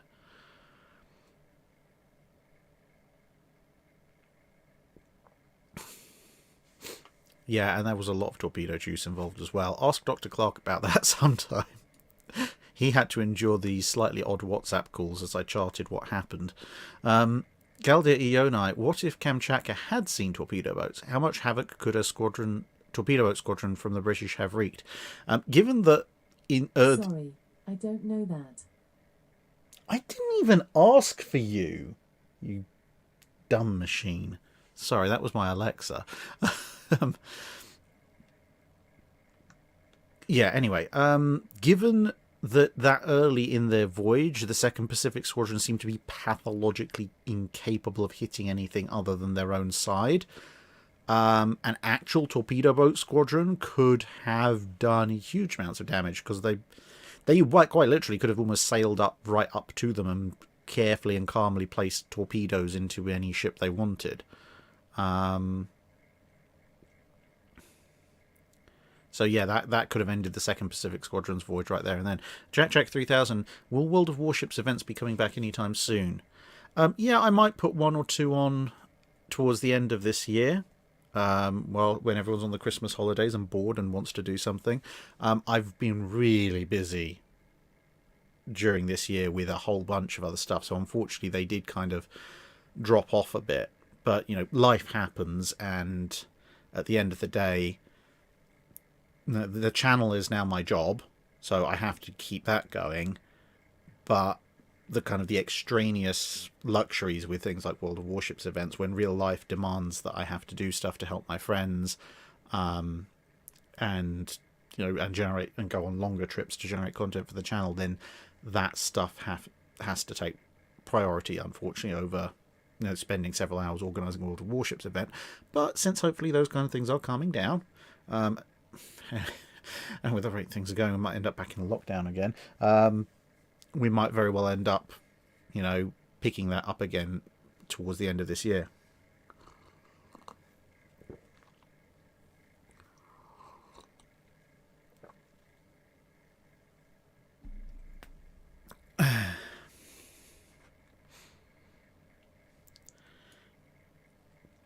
Alfred B228, if you took HMS Victory and USS Constitution and transformed each into a ship from World War I or World War II, keeping with the spirit of their original design philosophy, which ship classes do you choose? Well, Victory, the original design philosophy is massive first-rate ship of the line. It is the biggest, it is the best, at least at the time of construction. It's a little bit long in the tooth by the Trafalgar, although it's still a fully capable frontline combatant, which is a bit of an odd one, because, well, put it this way, in World War I and World War II, you're not going to find a 50-year-old ship that you're going to even describe as a combatant, let alone a fully capable frontline one. So it's going to have to be a battleship, it's going to have to be big, Going to have to go through at least one major refit. So Victory is probably either going to be either a fully refitted QE or not a battle cruiser. It's going to either have to be a fully refitted QE or possibly a theoretically refitted and modernized Nelson. It's tempting to say make it a Lion, but a Lion would be brand new in World War II, and Victory was not at the time that she got most of her fame.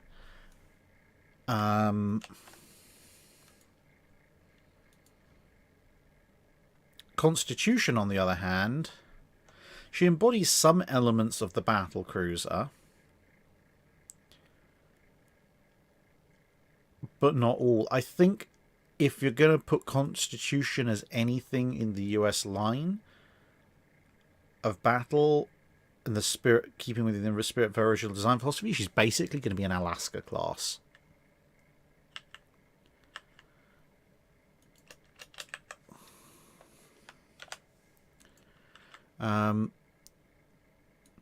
Grey Ghost. Unfortunately, I don't play World of Warships Blitz. I mean, I can probably find somebody in the community to organise a parallel Blitz event, but I only have a World of Warships EU account, so I would be on there. But I'm sure if we wanted to, we could probably get a parallel Blitz one going.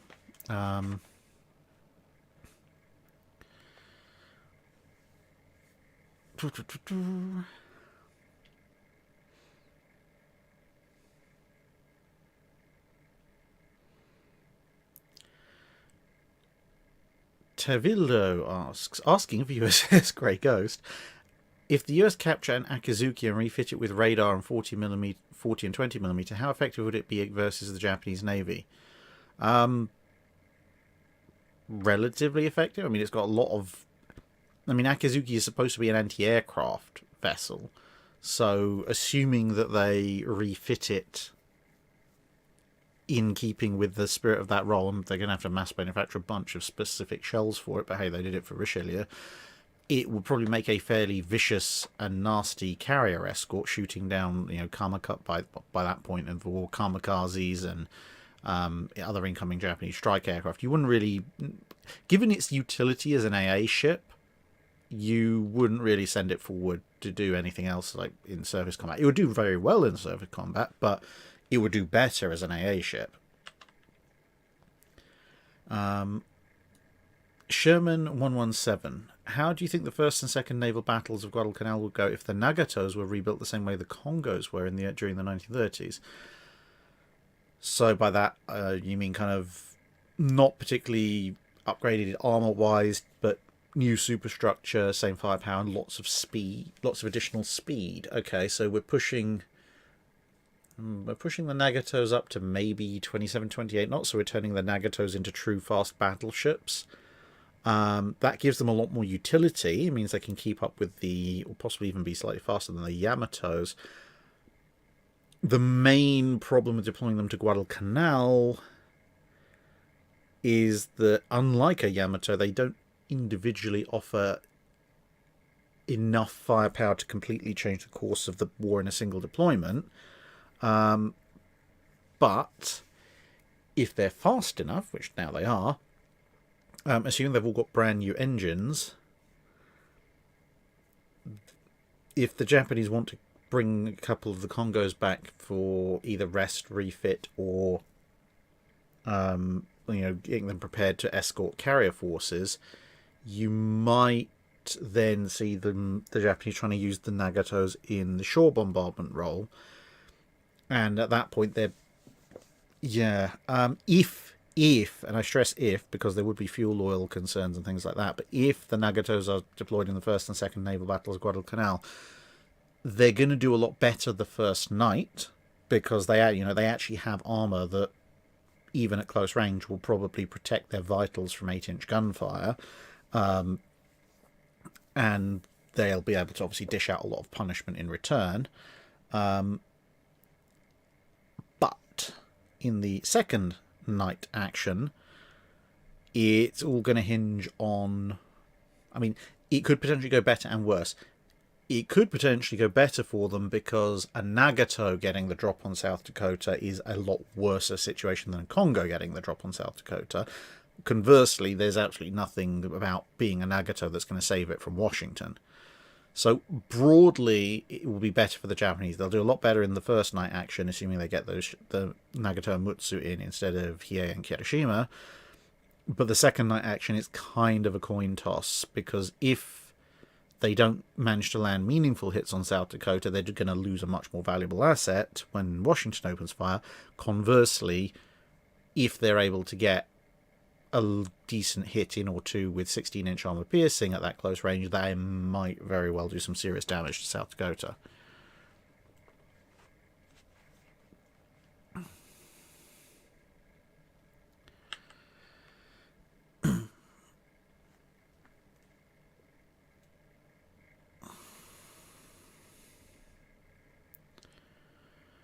Paulus Plain asks, time travel question, could the US Navy of Ronald Reagan CVN-76 and Carrier Air Wing and Blue Ridge LCCs 19 plus 8 destroyers and 3 cruisers conquer the Empire of Japan? And part 2, Carrier Strike Ops Surface Warfare Fleet. Do Carrier Strike Group Surface Warfare Fleets carry nuclear weapons? In regards to the second, on the whether modern Carrier Strike Groups, etc., carry nukes, I have no idea. I don't know if there's...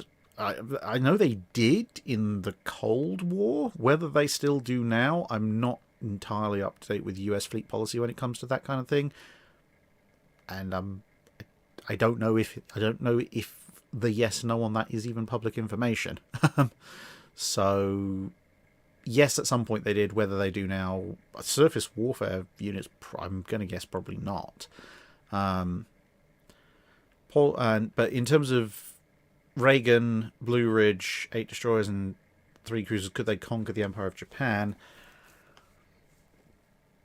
They couldn't conquer them because they don't have any amphibious landing forces. Could they blow through the Japanese fleet? Yes. Would they last forever? No, because, multi-million-dollar surface-to-air missiles in limited quantity compared to the number of aircraft Japan could put up in World War II, not necessarily the best option. Phalanxes might be useful for once, though. The best use of that kind of battle group would be to identify the main formations of the Japanese fleet and then just go and smash them out beyond all recognition with jet fighters. And maybe a few follow-up shots from missiles, and then rinse and repeat until you've eliminated the Japanese surface fleet.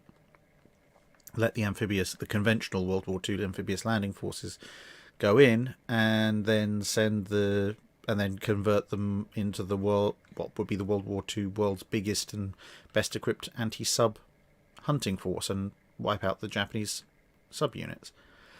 Okay, so there's just one question left before we go straight over purely to chat-based questions.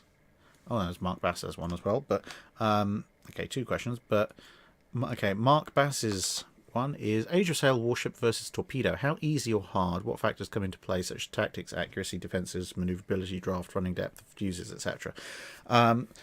So in Age of Sail warship, most of them have, the bigger ones have some pretty deep draft, so the torpedo's probably still going to hit. Some, however, will have a shallower draft, so a torpedo that's running deep or set to a relatively deep setting might not hit them.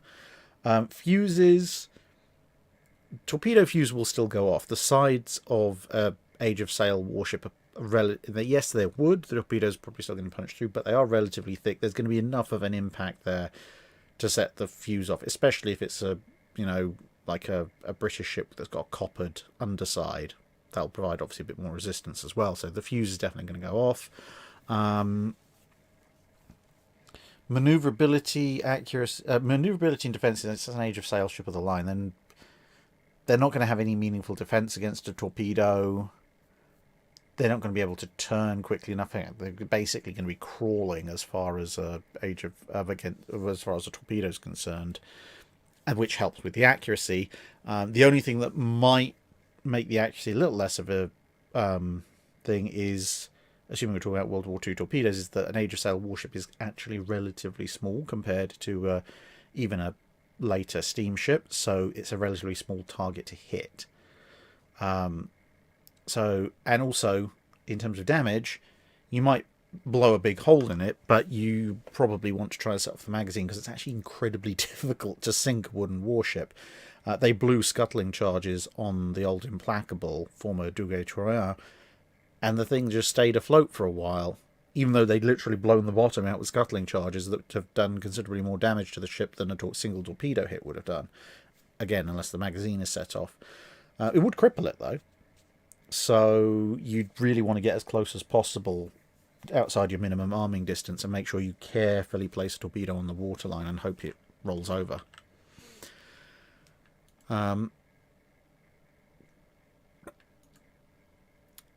Paul asks, I really enjoyed the exploits of Carpathia during the night of the sinking of the Titanic. Could I trouble you for the brief stories with the Drac version? So yeah, I did actually miss this once before. I do apologise. But the so the Carpathia, for those of you possibly unaware, I'm down to my last bit of iron brew. So the Carpathia was a relatively small, as far as things went, ocean liner. It was a fair distance away, and when it received the distress signals from the Titanic, the contrast with the closer Californian were very marked. Californian basically didn't pay all that much attention. Well, one or two officers did, the rest didn't, including the senior commanders, senior staff. They kind of near as makes no difference, ignored Titanic signals and didn't go to help. Carpathia, on the other hand, immediately realized something bad was going on, and they were already heading for Titanic, heading up to maximum power through the ice flows, etc., before the captain had even actually gotten onto the bridge. Which gives you some idea about, one, both the the moral courage of Carpathia's crew, and two, how well they knew their captain and their ship, because they were 99% certain he wasn't going to countermand their order, and in actual fact, they were perfectly right. Carpathia's captain agreed with their decision and actually decided he was going to get there as soon as humanly possible. Now, bear in mind that Carpathia had pretty much been at a dead stop because of the risk of and hazards of ice in the area. Now, Carpathia was charging headlong through the very same risky waters that it had previously deemed so dangerous it was going to stop overnight for. And it was almost like a scene from Star Trek, because in Star Trek, you sometimes see all power to shields, all power to engines, divert power from life support if you have to. That's literally what Carpathia was doing, because remember, the boilers are providing the steam. The steam is what's driving the engines, but the boilers providing the steam are also providing steam for all sorts of other things on the ship that need power. Including things like, the heating systems, because they're in the middle of the Atlantic and there's ice everywhere. It's flipping cold. But with the consent of the passengers, although I suspect he would have done it even if they'd objected, Carpathia's captain literally ordered everything that used steam on the ship, or even power that might be, power generated by something powered by steam, everything was to be shut down. So every single bit of steam that Carpathia was producing at that point, and the engines were being rammed well beyond their design tolerances, was being slammed through the engines above and beyond anything else. Which meant Carpathia now not only was charging through waters she'd previously deemed so dangerous she'd stopped for, she was now going well over her design speed to do so. Basically running headlong into possibly the same danger that had recently obviously just done in for the Titanic. The passengers got fully on board with this idea as well. They were effectively very rapidly converting the parts of the ship, things like the sort of the mess decks, the eating areas, the promenades, lounges, etc. They were converting them to a mixture of casualty receiving stations, mass feeding stations, and rest recovery stations and also trying to figure out where they were going to put all these survivors. So they were basically in the process of near enough stripping and reconfiguring this ocean liner mid-run from an ocean liner into a casualty receiving and rescue ship. And the fact that they got there as quickly as they did, obviously they didn't get there, unfortunately, fast enough to save people on the Titanic itself, which had already sunk, or to save people in the water, because unfortunately the North Atlantic water pretty much does in for you very quickly. But they were able to save a great deal of number of people who obviously in the lifeboats, who otherwise, to be honest, didn't have that much of a chance either, because while they weren't in the water, it was still the North Atlantic at night. Exposure is definitely a thing. And they deserve every commendation they got. You know, if Californian had shown the same level of dedication to the urgency of Titanic's messages, I don't know whether Californian could have got there before Titanic actually went under for the last time, but they certainly could have saved more people. And then, of course, you enter the realm of, was there a mysterious ship even closer? I'm not going to get into that here, because that requires a lot more of an in-depth analysis, but one or two of the survivors of Titanic who were interviewed, obviously now none of them are around, but when they were interviewed back in the 70s and 80s, a few of them do remember a ship even closer than Californian that also did nothing. If that's true, well, that ship would have been close enough to rescue pretty much everybody, because the people in the lifeboats could have held on for either Californian or Carpathia, and that ship, at the very least, would have been able to take off the people who were still on Titanic. But without Time Machine, we'll never know.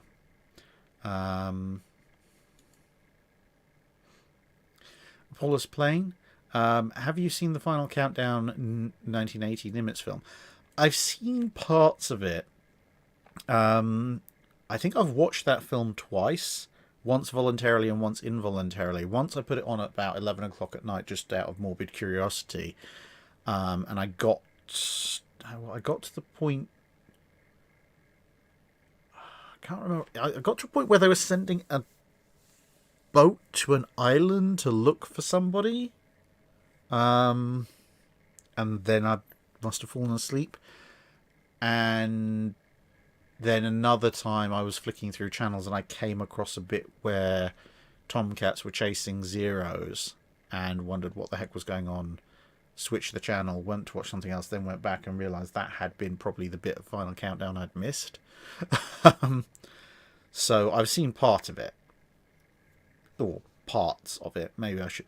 There's a whole... The problem is there's a whole list of naval-related movies I should probably watch. But there's also, you know, more conventional, regular movies that me and Mrs. Track also want to watch, plus all the other stuff that we're doing. So, at the moment, maybe it'll change next year, but at the moment, watching works of naval fiction, in addition to all the works of naval fact that I'm having to deal with, is a little bit further back down my priority list.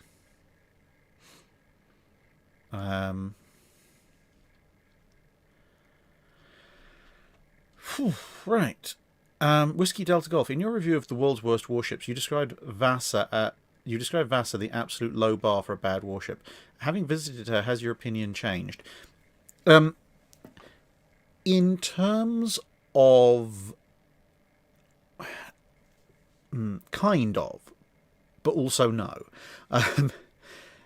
In terms of why she was built that way, and what she could have been, especially given that she had some very near sisters, that were obviously built thereafter, she had a lot more potential.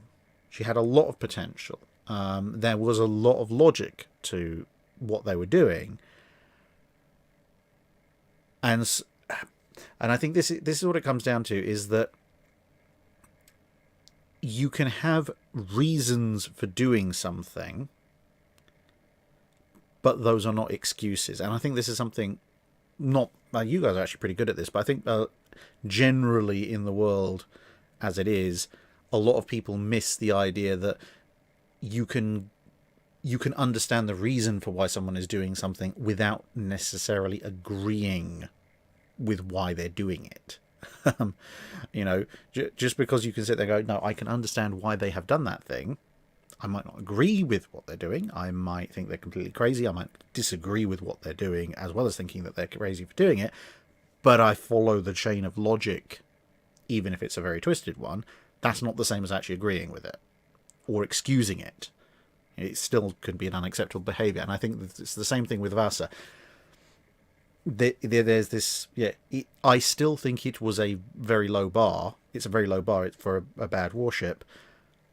But that's not because it was a completely inept thing from the start. There were reasons. It doesn't excuse the fact it rolled over and sank, but there were reasons for why they did things the way they did. But at the end of the day, it set out on its maiden voyage, and it didn't even make it out of its own harbour before it rolled over and sank. That is an incredibly low bar. I mean, the only way that you could possibly have a lower bar for, warship failures would be a ship that either sank on launch, and fair enough, there were one or two that actually did that, but generally they were raised and then brought back into service, or a ship that just blew up while it was fitting out. That's the only way you can really have a shorter naval career. So it's still a pretty low bar to clear. I hope that makes a certain amount of sense. M. Gabriel, the Dreadnought I meant was Robert K. Massey's Prelude to World War I. Yes, I have read that a few times, actually. It's a pretty good book, especially because it goes into quite a lot of detail around the politics and the reasoning behind what's going on, which the more technical histories won't. The more technical histories will probably give you a lot more detail about turbine engines and guns and armor production and why this ship was superior or not in different fields to another ship that's being built by another nation at the same time, whereas Dreadnought by Massey will tell you why they were building those ships and sort of who were the movers and shakers in the political world that were causing them to be built or not be built, or built to a different spec to how the Navy would actually want them to be. So it's a very good work to get an idea of the situation surrounding why all the technical goodness is happening.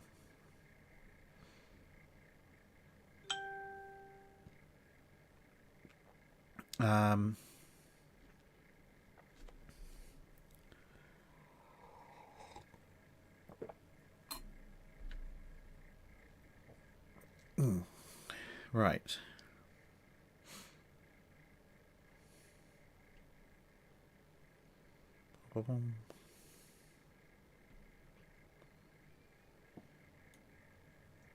Ostsan asks, we all know that USS Nimitz could stop Pearl Harbor if he was transported to 1941. How far back could you go in US supercarrier development before you find a single carrier that can't stop Pearl Harbor? Depending on what you load it out with, but if you loaded it out purely with fighters, even an Essex could probably stop Pearl Harbor.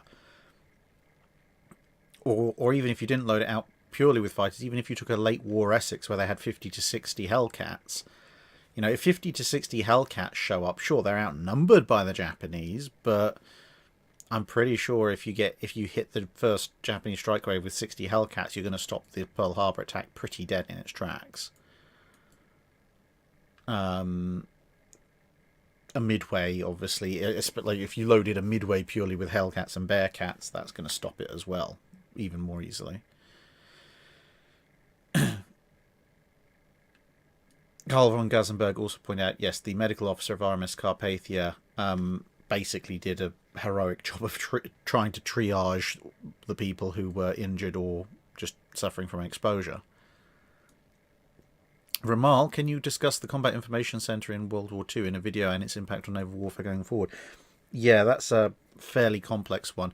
This is one of the videos that I definitely do want to do, but as and when it comes out is going to be after my US trip, because ultimately there's a bunch of combat information centers on US museum ships, so I'd be an idiot if I made that video beforehand when I could get so much good footage to go with it by going there. The Foxwolf. Is there a movie about this? I don't think so. I do not think has ever been, or certainly in the last 20, 30, 40, 50 years, a movie about the Carpathia. There really should be.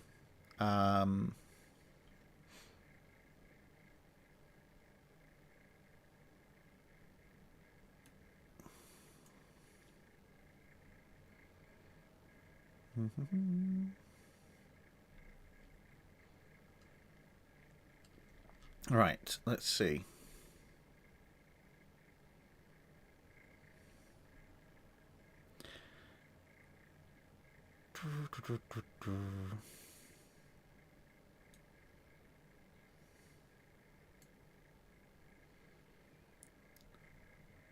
Let's see what questions we've got for us here.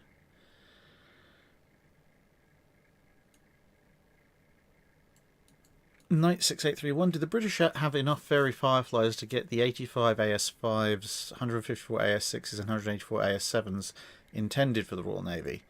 All in one place or all in one fleet at one time? I don't know exactly, but I would suspect possibly not. Combat losses and all that. Because the Firefly was being produced and put into service at the same time it was taking combat losses. By the time it wouldn't be taking combat losses, it was being supplanted by newer and better aircraft. So I don't know if the on-paper strength ever came up to that, but I would suspect, because adding that up, that's what, 330, 338, 428... it was about 420, 430 Fireflies. I seriously doubt the Royal Navy had that many Fireflies operational on board their carriers at any one point. Maybe they had that many if you include all the stuff that was ashore, but even then you might be pushing it. Yeah, I wouldn't have thought actually in active service. Sea Dodders, if the Minotaur class light cruisers had been built, would any have been kept on long enough to be sent to the Falkland Islands in 1982, and what modifications do you think they would have by then? If they built the Minotaurs, that's going in place of the Tigers. So we can probably take and steer from what happened to the Tigers. They're probably then going to lose their aft 2 turrets and be converted into hideous helicopter-carrying monstrosities. Unfortunately, that's just going to be a thing that happens. But their greater size and firepower... See, it could go either way. Their greater size and firepower also translates into greater cost. So they might go out of service sooner with various cuts because of that cost. Or they might keep 1 or 2 of them around because they would be more capable than a Tiger. And with that additional capability, they might want to either use one as an experimental vessel, because it's got the size and capability to support that, or just keep at least one around as a flagship in the absence of anything else. So it's plausible that 1 or 2 might still be around for the Falklands. The Tigers very nearly were reactivated for it, but it's also entirely possible they might be gone. If they were if they were around for the Falklands in 82, it would depend on if it was bring them back out of mothballs or if they had been kept in service and modified. If they'd been kept in service and modified, I'd expect that wretched hangar box on the back.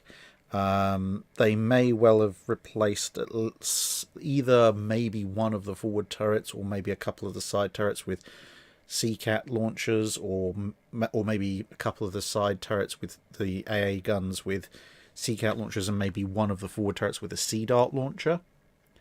But to be honest, any of the remaining 3-inch auto AAs are probably going to be the most effective things they've got for anti-aircraft work.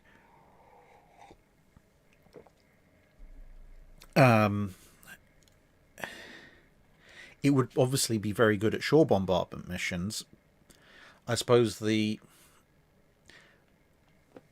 question is going to be what state it's in by that point, because if all the helicopters, if the helicopter hangar and deck etc are working, it might be a fleet flagship, with its AA defences and using its helicopters for anti-sub warfare, or they might stick it with the amphibious landing force and use the helicopters for transport and its guns for AA defence, possibly its missiles when they're working, and use the guns for shore support as well.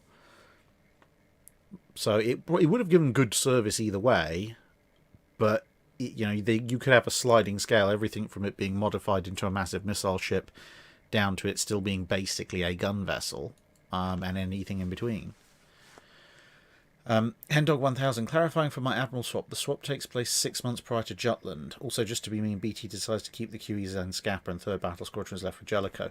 Okay, well, Jellicoe's probably going to be something of a stickler for his gunnery practice. So, 6 months gives Jellicoe time to make some changes to practices within the battlecruiser fleet.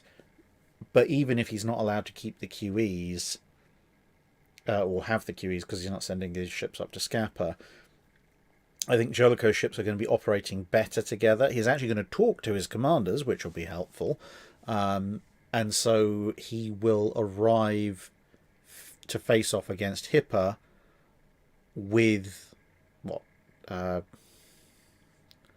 Lion, Tiger, Princess Royal, Queen Mary, so the 4 13.5-inch ships. Then you've got Indomitable and Indefatigable in New Zealand, plus 3rd Battlecruiser Squadron, so you've got 9. So he'll arrive with 9 ships against Hipper, and he'll probably actually have A, communicating better, and B, have worked out communications issues in advance, which means more firepower is present, and also targeting Hipper's forces more correctly, which means overall it's not going to go as bad for Hipper as it would with the QEs present, but it's still going to go fairly badly for Hipper. Concerns about BT are still there. 6 months in command of the ground fleet might be enough to take a little bit of the edge off of BT's impulsiveness, but I wouldn't be holding my breath though. Grey goes, Vassar is the Swedish Mary Rose. They both sank because the gun ports being too close to the water. Yes and no. Mary Rose obviously was refitted with those gun ports. Vassar was designed with them, but Vassar was a bit more unstable, shall we say, than Mary Rose. Mary Rose healed in a combat condition and went over. Vassar just healed. Vassar was probably not going to stay upright no matter what you did. Mary Rose probably could have survived if she hadn't been in the middle of a fight at the time.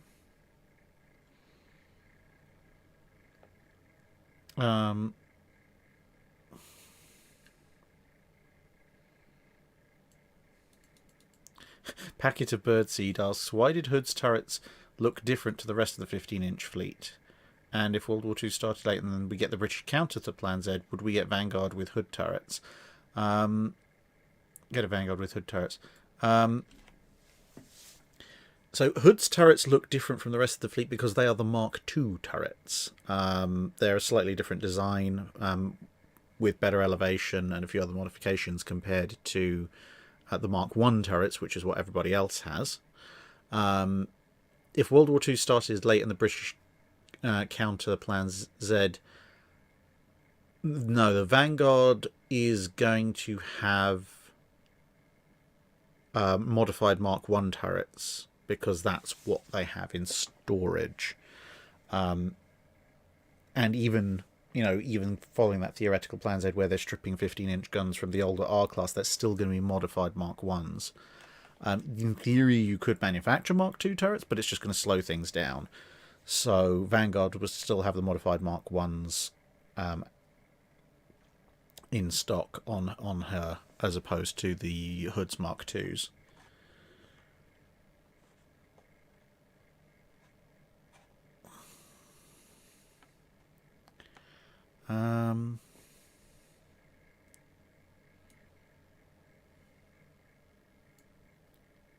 James Bentley, I did mention the U-boat that almost torpedoed Warspite in my series on Narvik. Also pointed out that they pretty much had Warspite dead to rights, but the torpedo didn't work, which was the case for quite a number of U-boats in that whole conflict, in that particular campaign.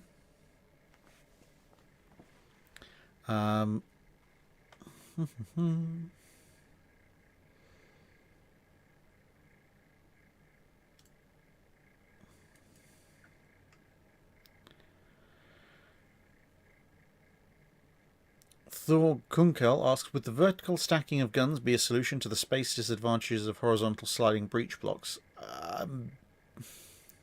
In theory, in terms of the footprint, you've created a lot more problems for yourself in terms of top weight and stability, plus trying to find a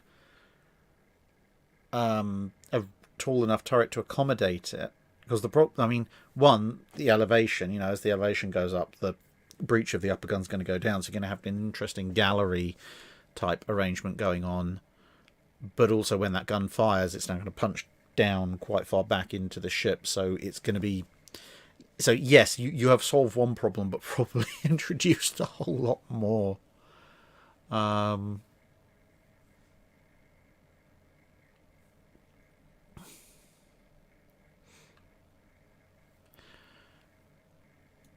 Meet Watson. If Indomitable and Hermes were available for Force Ed, would it have survived? Well,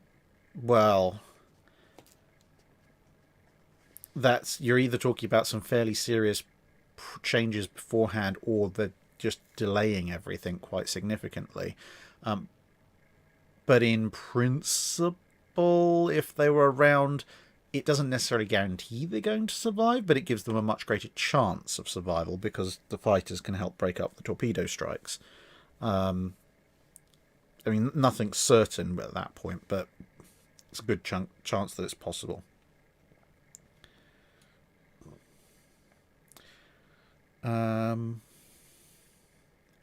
Isolde 74, was there anything on U-505 that was more valuable than anything that was recovered from any other German sub that had been boarded before, considering the sub was taken intact?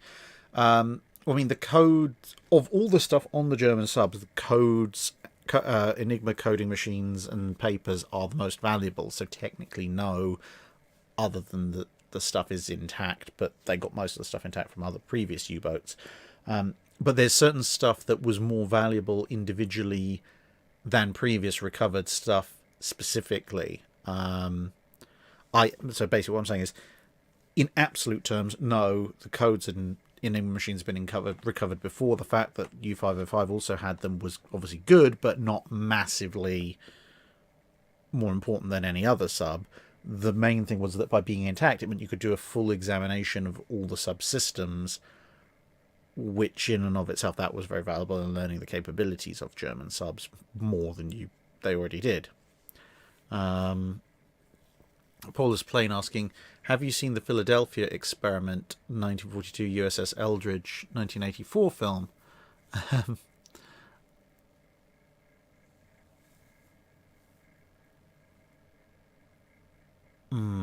I have not seen that. I haven't. No, I haven't seen that film. Again, I should have probably added it to the list of things to watch.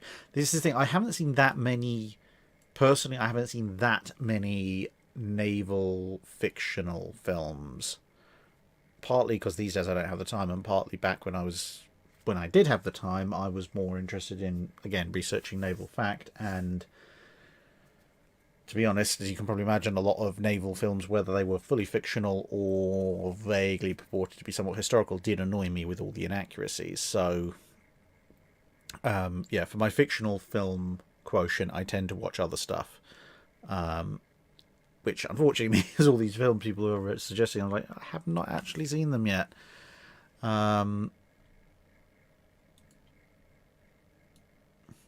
We say no to pay to win. How often did navies train on the guns and fighting tactics? Did it change or become more or less from the golden age of sail to World War II? It varies, obviously, quite considerably depending on the navy. If one navy is involved in a war in the 19th century, they are obviously going to be training on their guns and fighting tactics considerably more than a navy half a planet away who isn't involved in a war at that point. But if you want to look at the big navies, training on guns and tactics, unfortunately, began to fall away during the 19th century. Now, there were two elements to that. One was that from the mid-19th century onwards, as the age of iron and steam got going, and then later steel and steam,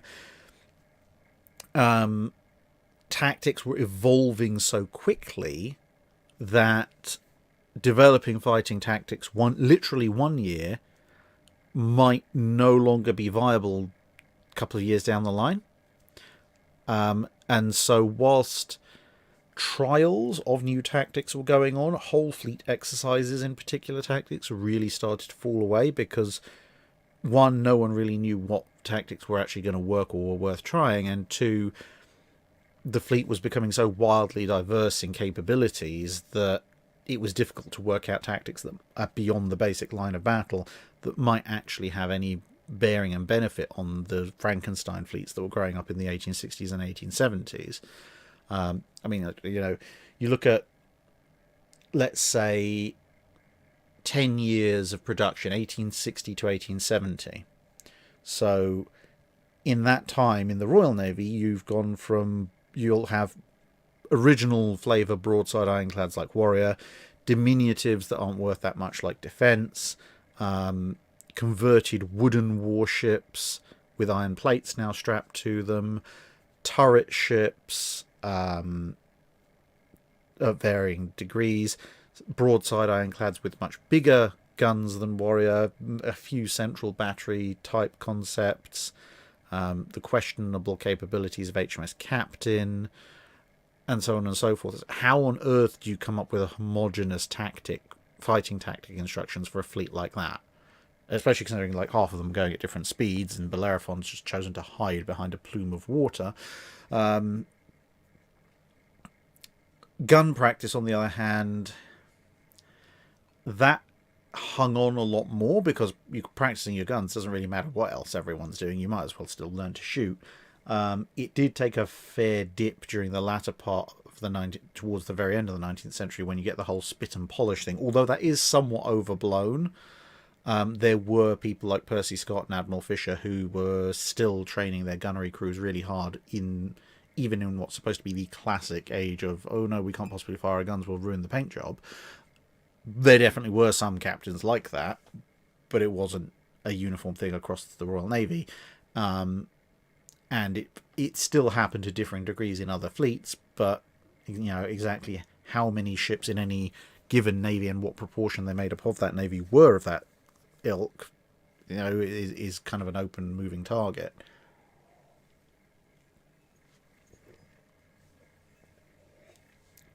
But broadly, gun training does decrease towards the end of the 19th century, and then it's revived by people like Fisher, Sims, Scott, etc., going into the 1900s.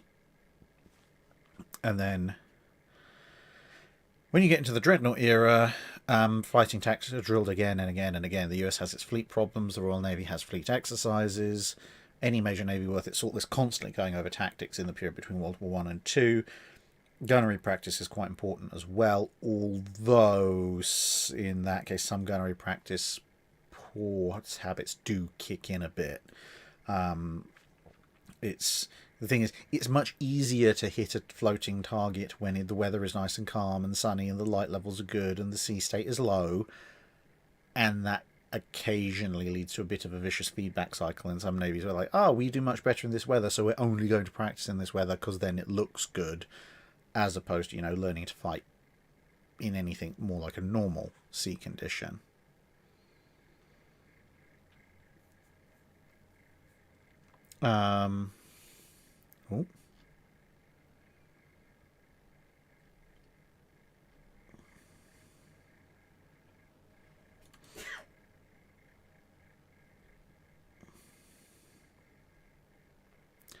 Windless Sphere 8. Have you seen Pursuit of the Graf Spee?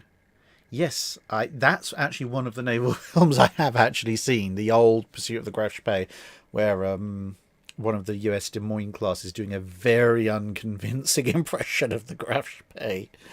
That's I mean, it's quite amusing, but it's also actually a pretty darn good film, actually.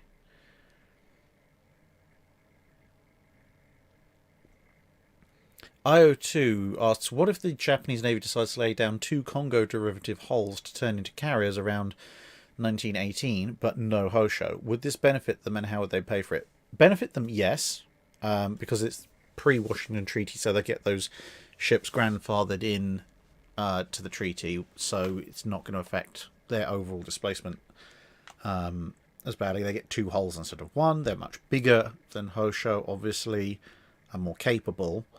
In terms of how they pay for it, well, they pay for it the same way they were paying for pretty much their entire navy by the late 1910s, mortgaging about the next 20 years of their GDP. Mark Bass says, my father-in-law swears up and down that Bismarck was sunk by Missouri, even though we tell him it's not possible. Is there any way this could have happened, such as Missouri was launched earlier and kept a secret? No. Sorry. It's just not possible. Missouri was launched long after Bismarck was sunk. I mean, bear in mind, Bismarck sunk in early 1941. Missouri, at the time that Bismarck has been sunk, Missouri is basically a collection of keel plates and frames. She isn't launched until almost 3 years after Bismarck is sunk, and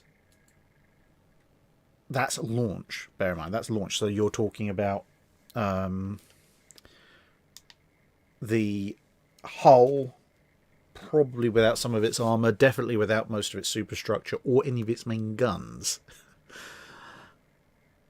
Yeah, I mean, there's some US battleships that you could conceivably argue, I mean, we know they didn't, but you could conceivably argue might have been physically able to be involved in the fight if their processes were of building and launch commissioning were accelerated a bit, but you'd at that point be talking about just squeaking a North Carolina under the line, not an Iowa. Sorry, but yeah. I mean, Missouri took on space aliens, so leave the Bismarck to somebody else.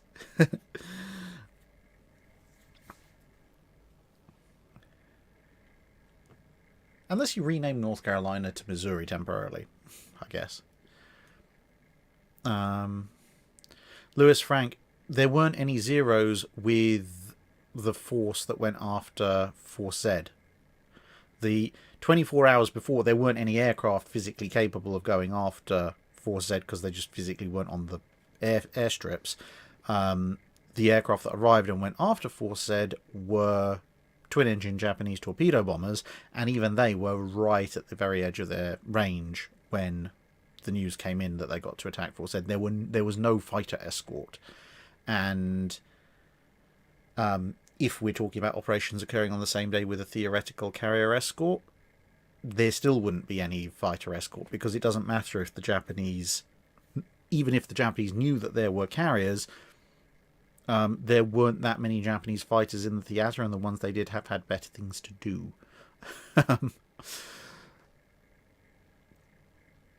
Especially because you're talking about, at this point, you know, Japanese Navy versus Army rivalry. You think the Army's going to send escort fighters for a Navy raid?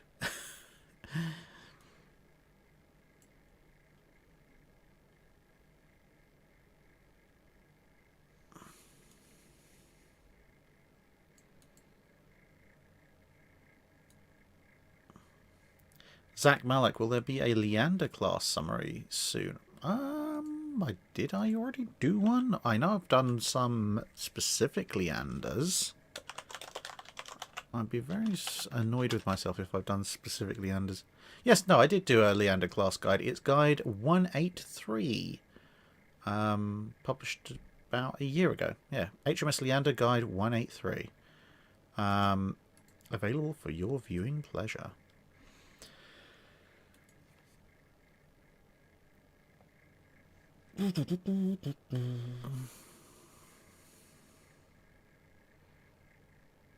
Information Mimic movie Master and Commander. Yes, that is one movie I have seen a lot. I absolutely love Master and Commander. I will defend that movie to the death, and it's an absolute shame they didn't continue with the franchise. Heck, if they want to bring Master and Commander back for the next sort of iteration of that movie series, now go for it. I think pretty much most of the cast will probably still be willing to have a go at it. Greyhound is on my list of things to view. I was going to watch it. I was going to watch Greyhound a lot earlier in the year so that I could do a movie review of it, but as I've said before, I've kind of been stung by the U571 debacle with Studio Canal, so unless and until that I get some proper legal advice to help get that cleared up, I'm kind of putting a temporary hold on putting any movie reviews up. Trains King asks, Poseidon has created a ship versus ship death battle arena by closing off the Adriatic Sea. He's chosen you to choose 2 battleships from each era to fight it out at 700 yards. Which ships from each era do you choose? That's a very wide-ranging question. I mean, if you asked me to divide things up by naval era, we'd be here all night. But, I mean, at 700 yards, armor means nothing. Diminutive size and the ability to depress your guns probably means more than anything else at that point. So, and maybe having torpedoes. So, I don't know.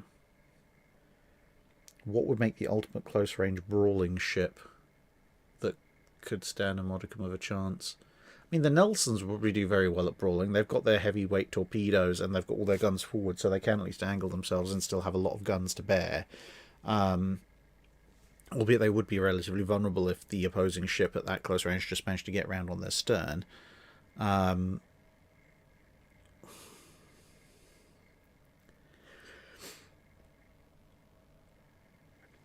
Again, at that kind of close range, I suspect probably something like a Fuso or Issei might actually do half decently as well. Purely because of the sheer number of turrets, it'd be difficult to knock them all out. And they can point them in all kinds of directions.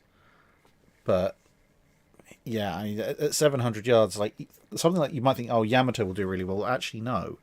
Yamato's armor is going to mean virtually nothing at that range, and its sheer size means that, you know, at 700 yards, depressing its main guns to actually hit the other guy's hull might be a bit of a difficulty, because it's going to be, you know, they're going to start off higher up.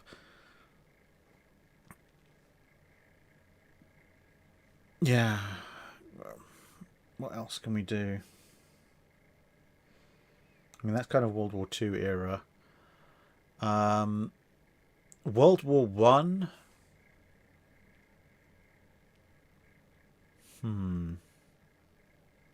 I'd put Agincourt up against Helgoland just for the laughs. Just like so many turrets on both sides, except Helgoland has to go around in circles to get them all used, whereas Agincourt can just blast away with every gun known to humanity, except that it's also hilariously vulnerable. For ironclads, I would probably go with Inflexible versus Italia. You know, two ships armed with a few monstrous guns, very slowly blowing each other to pieces at point blank range.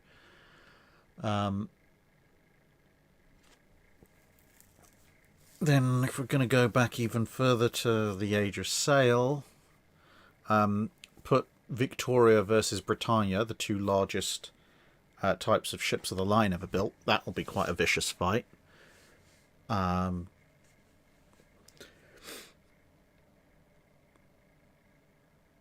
Yeah, and then I guess for the age of the Napoleonic era Age of Sail,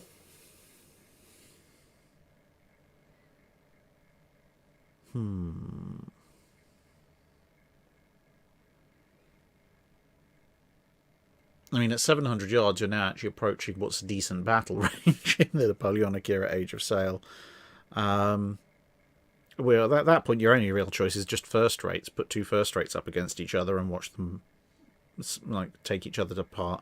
Actually, in that case, I'd actually be quite interested in putting a 112 gunner Spanish ship of the line up against a Lorient class. It's French versus Spanish, but if you get some decent crews on both, I'd actually be very interested to see how the Spanish 112 fares up against a Lorient. So yeah, I think that those would be my choices.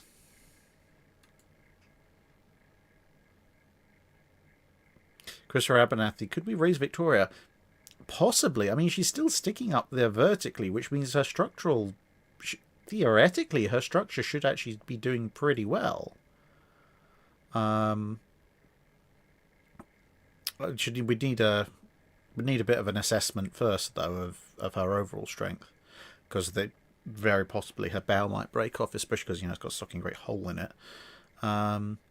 Paul is playing. Please make a documentary of the World War II Axis and Allied merchant navies. The Norwegian one was powerful. Yeah, there were quite a few Norwegian merchant ships. That'd be quite hard to do, but I'm sure I can add it to the list, see if I can find some relevant sources for it. Oh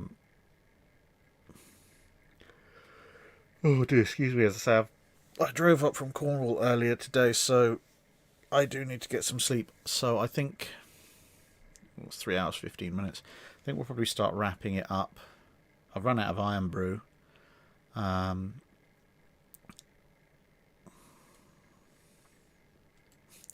Tavilde asks, I had a South African friend who considered plus 15 to be pretty cold. Yeah, well, I have a South African wife and she considers plus 15 to be pretty cold, which is why it's about 5 degrees warmer than that in here at the moment.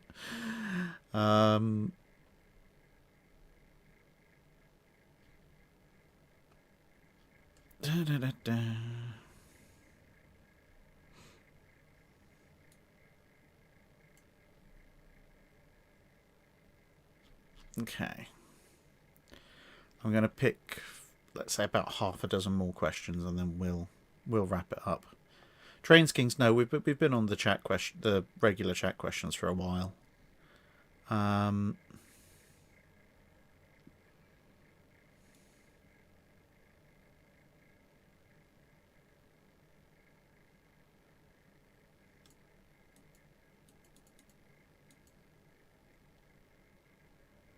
James Bentley, more about this U-boat in Narvik. Oh, there's even more U-boats in Narvik. I know I mentioned a bunch of different U-boats in Narvik. Off the top of my head, I can't remember exactly which ones I mentioned and what they did within the video, but I think I mentioned enough U-boats to point out the fact that, yes, a lot of U-boats had drops on Warspite, and no, they didn't accomplish anything, which, in the grand scheme of telling the actual story of the Battle of Narvik as opposed to what might have been, is, I think, probably the main thing. How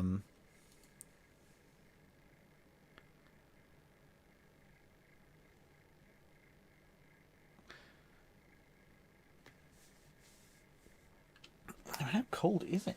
It was quite cold earlier. It's not snowing.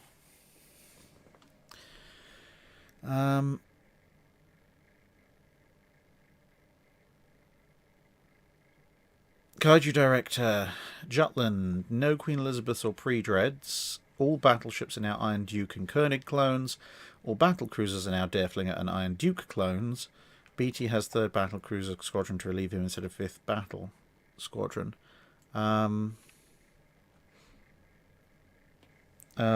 Well, if the entire British fleet is made up of Iron Dukes and the entire German fleet is made out of Koenigs and Derflingers, well, the Iron Duke clones will beat the Derflingers in a gunfight, but the Derflingers can outrun the Iron Dukes quite easily. And the maneuver is almost as much, if not more important than any individual firepower disparities. So if the Grand Fleet as a bunch of Iron Dukes starts hammering on the vanguard of the High Seas Fleet, even if they're a bunch of Koenigs, it's not going to make a huge amount of difference to Shear's decision. Colin Cameron says the Navy film that is watchable on Amazon that really shouldn't be is the wackiest ship built in the army. I'll see if it's on my Prime account. Ramal, what did you put in your cup? Iron Brew, of course. Wing Hun Yen, that cruiser plane Graf Spee was USS Salem. Yep.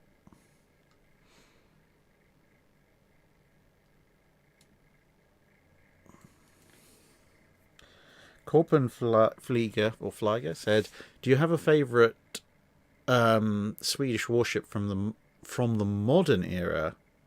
So say post 1880. I was going to say the modern era. Post 1880, I have a great deal of time for the Sverige class. Apart from anything, the Sveriges are pretty much the best coastal defense ships, coastal defense battleships as such, that were ever built. And also, it takes a bit to make the Kriegsmarine turn around on not one, not two, but three occasions go, actually, you're not worth it. Well, not you're not worth it, but you're too much trouble. And so the thing is, I think the reason why I like the Sverige is not just their capabilities, but also the fact their capabilities actually worked, because the Norwegians built the Eidsvolds. Well, that didn't deter anybody. The Germans, the Danes had some coastal defense ships that also didn't deter anybody. You look through the history of coastal defense battleships, and for the most part, they might deter some people, but they usually end up not deterring someone, and then that person comes in and takes over the country. Whereas the Sveriges are actually one of the very, very rare instances of genuinely, we can prove by documents, they had a sufficient deterrent effect that they had a good chunk. That it was a good chunk of the reason why Sweden managed to stay out of German hands in World War II. So that makes them my favourites by a fair way.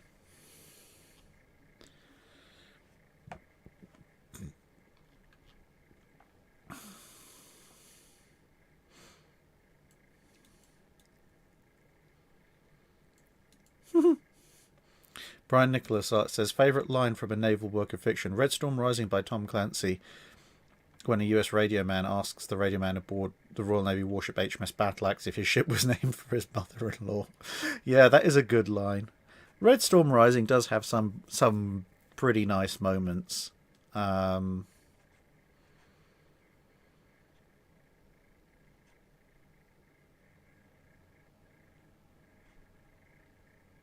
was that? Another good line from Red Storm Rising is when the capabilities of the Spearfish torpedo are unleashed. And everybody's watching this Alpha class submarine desperately run away from a torpedo that's doing its best impression of a psychotic gingerbread man, if you get that reference.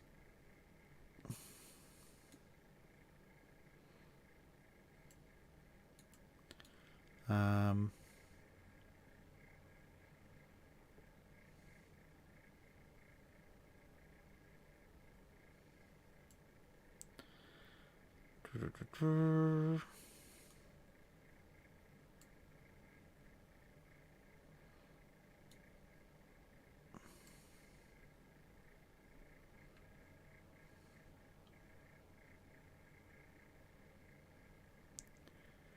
a lot of people talking about temperatures at the moment, so I guess it must be getting cold across the world.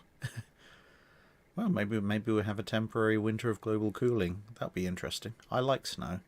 We should have more of it. Paulus Plain says, the most patriotic thing a Norwegian merchant could do on April 9th, 1940 was to set sail to an Allied port. Yes, this is true. And, this is a point I have made a few times before when it comes to naval stuff, which is, I understand the argument, but I don't have any respect or time for it. When you look at some navies, and unfortunately you have to say particularly the French, not all, but large chunks of the French Navy in World War II, there's various arguments that are put forward about why the French Navy didn't sail to join the Allies as a much bigger and much more capable Free French Navy, down to the point that some of the French naval hierarchy were replacing captains purely on the basis they were worried they might certain French captains might actually do so. Richelieu had its commanding officer replaced because they were worried that Richelieu might sail off to join the Allies. And the usual, well, apart from, Vichy French politics, the usual argument I hear from, not usual, the most strongly argued argument I hear from a lot of them is, oh no, well, France was bound by a treaty, there would have been reprisals if the French ships had done that, so they weren't going to do that. And I just look around and go, do you seriously think that wasn't a concern for the Belgians, the Dutch, the Polish, the Greeks, the Norwegians, all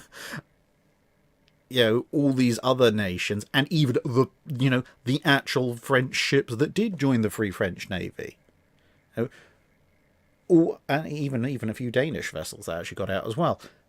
All of these countries were taken over in one way, shape, or form by Germany, and a good majority of all those navies, with the exception of the Danes, who mostly scuttled theirs, sent either their naval personnel or their naval personnel and their ships over to join the Allies, and they became the Free Dutch, the Free Polish, the Free Norwegian, etc., navies.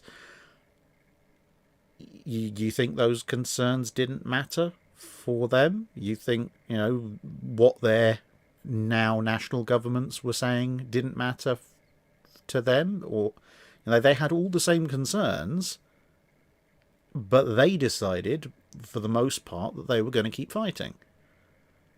And the majority of the French Navy, especially the French High Command, didn't.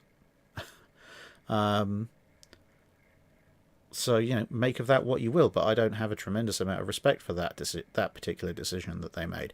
Now, the thing is, I have actually more respect for the average French crew and most of the French captains, because having looked into this both in a fair amount of detail for the Mirza Kabir video I did a few years ago and thereafter, it seems that there was a lot of discontent and a lot of frustration in a lot of the French naval, the regular rank and file crew, and a fair number of the sort of lieutenants and captains who did want to go and fight and keep going, but they were just this side of we'll obey our orders, that when their superiors said, no, you're not going to do that, we're going to stick around and be the Navy of Vichy France, despite, be the people issuing these orders not 2 months earlier saying, no, we will keep on fighting regardless of what happens. The rest of the French fleet was kind of, I guess you are technically our superior officer, so we have to obey your orders. They weren't happy about it for the most part, but they went along with it. So the people I reserve most of my ire for are the senior admirals who made those stupid and self-contradictory statements and gave out those orders. Because ultimately, as I said, almost every other navy in Europe had that choice, and pretty much all of them made the right one. And Darlan did not. And that, as Paulus points out, that extended to merchant fleets. The merchant fleets, at least, the merchant fleets didn't even have a duty to fight. The merchant fleets could much more forgivably than the navies have just gone off and said, actually, no, we're just going to do neutral trading in South America or something. But a good chunk of some fairly substantial merchant fleets turned around and said, actually, either no, we're going to specifically risk the U-boats joining convoys going to and from the States and over to the UK, or in a lot of cases, the naval strength of the free Norwegian, Dutch, Belgian, Polish navies were actually augmented by large numbers of these merchant ships coming back to British ports, and a good chunk of the sailors saying, actually, we could keep sailing in these ships and providing cargoes, but we'd actually like to now join the fight, and did so.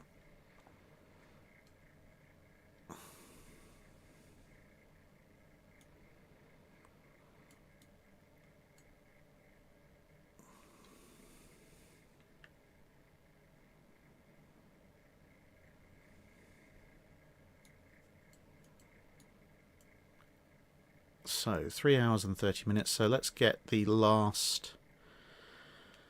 Let's see the last 2 questions, and then we will wrap it up. So Giancarlo Barnasia asks, why are the Fletcher-class destroyers dubbed as the right ship for the right time? Because they were absolutely superb ships. And they appeared just in time to be easily mass-produced, and thus, by the time the US war machine really kicked into full gear, you could have a lot of them there and ready to go.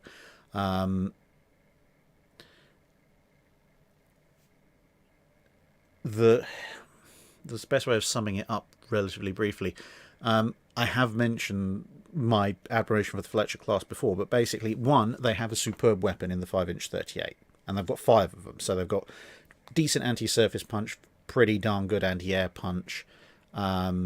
They're modern enough that the ones coming fresh out of the gate are coming out straight out of the gate with radar. They've got a decently heavy torpedo armor once they fix the issues with the torpedoes, and they actually work.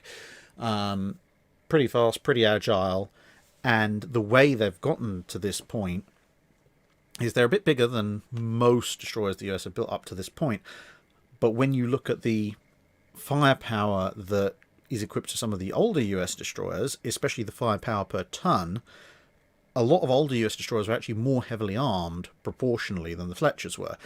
But this led to an awful lot of problems, especially with things like the Sims class, with them being top heavy, almost repeating Vasa kind of in a few cases, and definitely not having much room open for upgrades, even if you could get them to steer straight. That was going to be a problem, because in wartime you're always going to have upgrades, you're going to be sailing weather when peacetime you probably would just go back to port. If you've got very little stability, then battle damage is going to lead to capsizing pretty easily.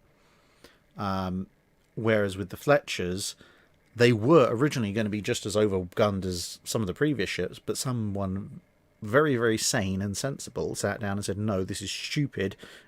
We've done this several times before. It's not worked. How about we don't do that again? And so, although compared to some of the earlier destroyers on a per ton basis, the Fletchers seem a little bit underarmed, they're actually pretty much perfectly armed. They've got a powerful gun punch, as I say, for AA work and anti-surface work. They've got a pretty decent torpedo punch when that gets going. And they have a lot of stability, they have a lot of space available for upgrades, and okay, towards the end of the war, some of them are landing torpedo tubes to make room for even more AA guns. But they're not landing torpedo tubes just to have AA guns. They have some already. They can add more without compromising. It's only when they need truly stupid levels of AA protection that they have to start landing some other weapons. So they're pretty much they are the right ship for the right time. They're dependable, they're adaptable, they're well designed, they're stable, and they turn up at just the right point that you can make loads of them and get them out into practical combat. Whereas if they showed up a year or two down the line, they would have had all those other superlatives attached to them, but you wouldn't have seen that anywhere near as many of them actually doing their job.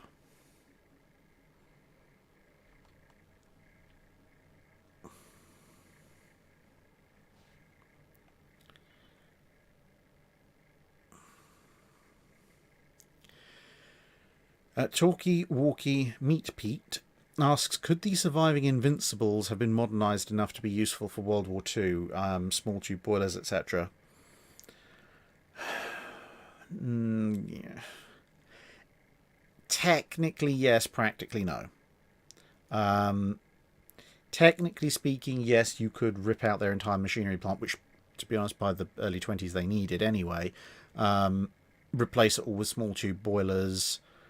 And yes, at that point you would have a relatively fast cruiser hunter, because 6-inch armor is range certainly enough to deal with pretty much 6-inch and 8-inch gunfire. You'd have to obviously work over the turrets and everything as well, fully modernize it.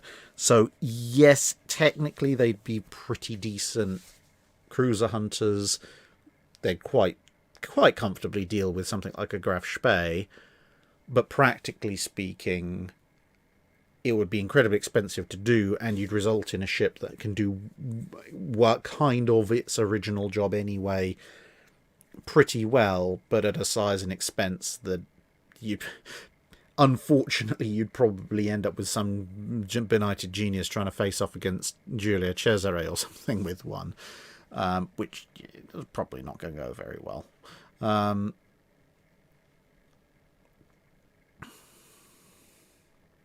Fanderson UFO, yeah. Sean Connery plays Sean Connery.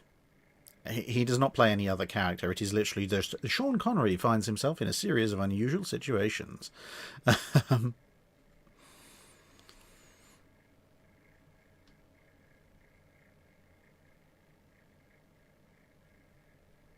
Right, so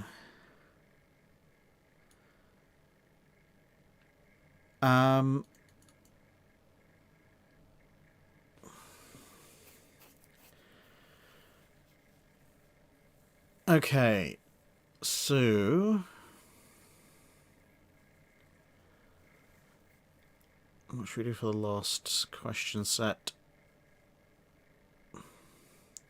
Okay, Grey Ghost, which is more impressive, HMS Victory being the oldest commissioned warship or USS Constitution being the oldest commissioned warship afloat? I mean, considering Victory was old by the time that Constitution's timbers were first laid down, and to be fair, Victory has a lot more illustrious combat history behind her. I mean, Constitution does have a few notable actions to her name, but she doesn't have anything quite on the same level of, leading the fleet at Trafalgar or the numerous other major fleet actions she was engaged in before that. And again, not wanting to diminish what USS Constitution is or represents in the slightest, there are quite a number, well, not quite a number, there are a few preserved Age of Sail era frigates around. There's only one Age of Sail ship of the line. And I think also in terms of overall impressiveness, broadly speaking, the US Navy has looked after Constitution relatively well. I mean, there have been periods when she's not been in the best of condition, but they generally have kept her in something approaching half-decent condition, which is one of the reasons why she's still afloat. Whereas one of the impressive things about Victory is she's still here, despite the fact that British governments almost let her rot into oblivion at least twice. So she's got staying power. And then finally, Information Mimic. Do you think any conspiracy theories are at least somewhat plausible on Italian frogmen sinking the ex-Giulio Cesare? Now, I have seen this couple of Italian viewers have at various points sent me articles by ex-Italian Navy personnel who claim that they did in fact sink Giulio Cesare when the Soviets had her with mines. It's plausible. I mean, Italian underwarfare expertise was very, very good in World War II. So the idea that they might want to get one over on the Russians, and especially given that by the time that happened, the Iron Curtain was descending, it was becoming fairly clear that we weren't exactly seeing eye to eye with people who had been our allies before, as much as we ever did see eye to eye with them politically. It's plausible. So yeah, I definitely wouldn't say it was an impossibility that the Italians decided to get their own back and just take out Giulio Cesare so the Soviets couldn't use her anymore.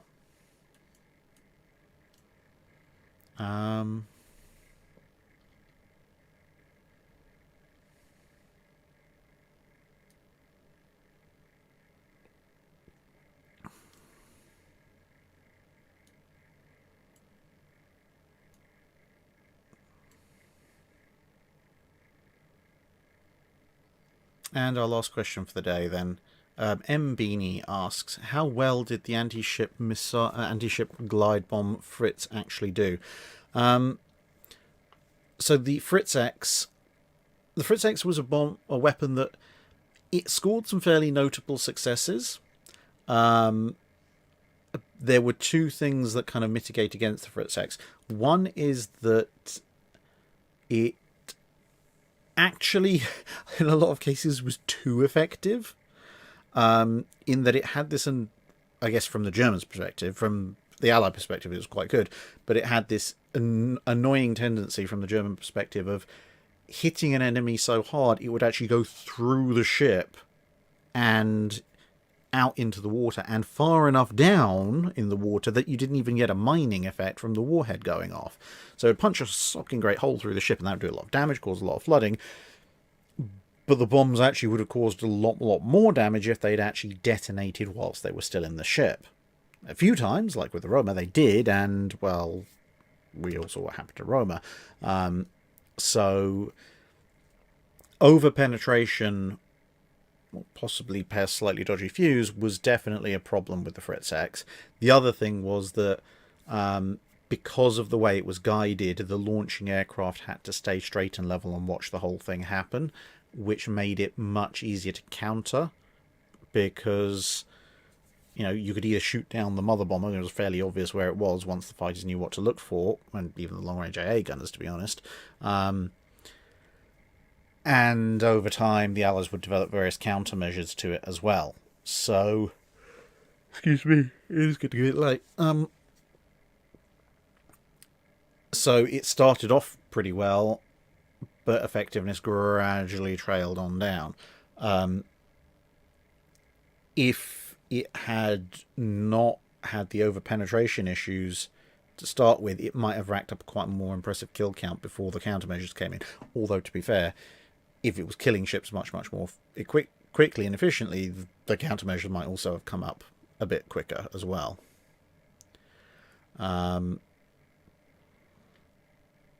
So, yeah, I think that pretty much wraps me up for the day.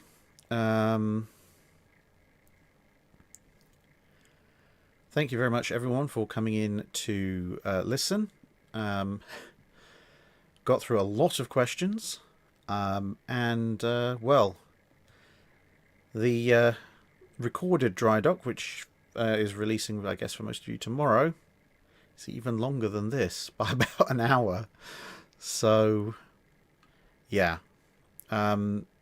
Just FYI, let me just double check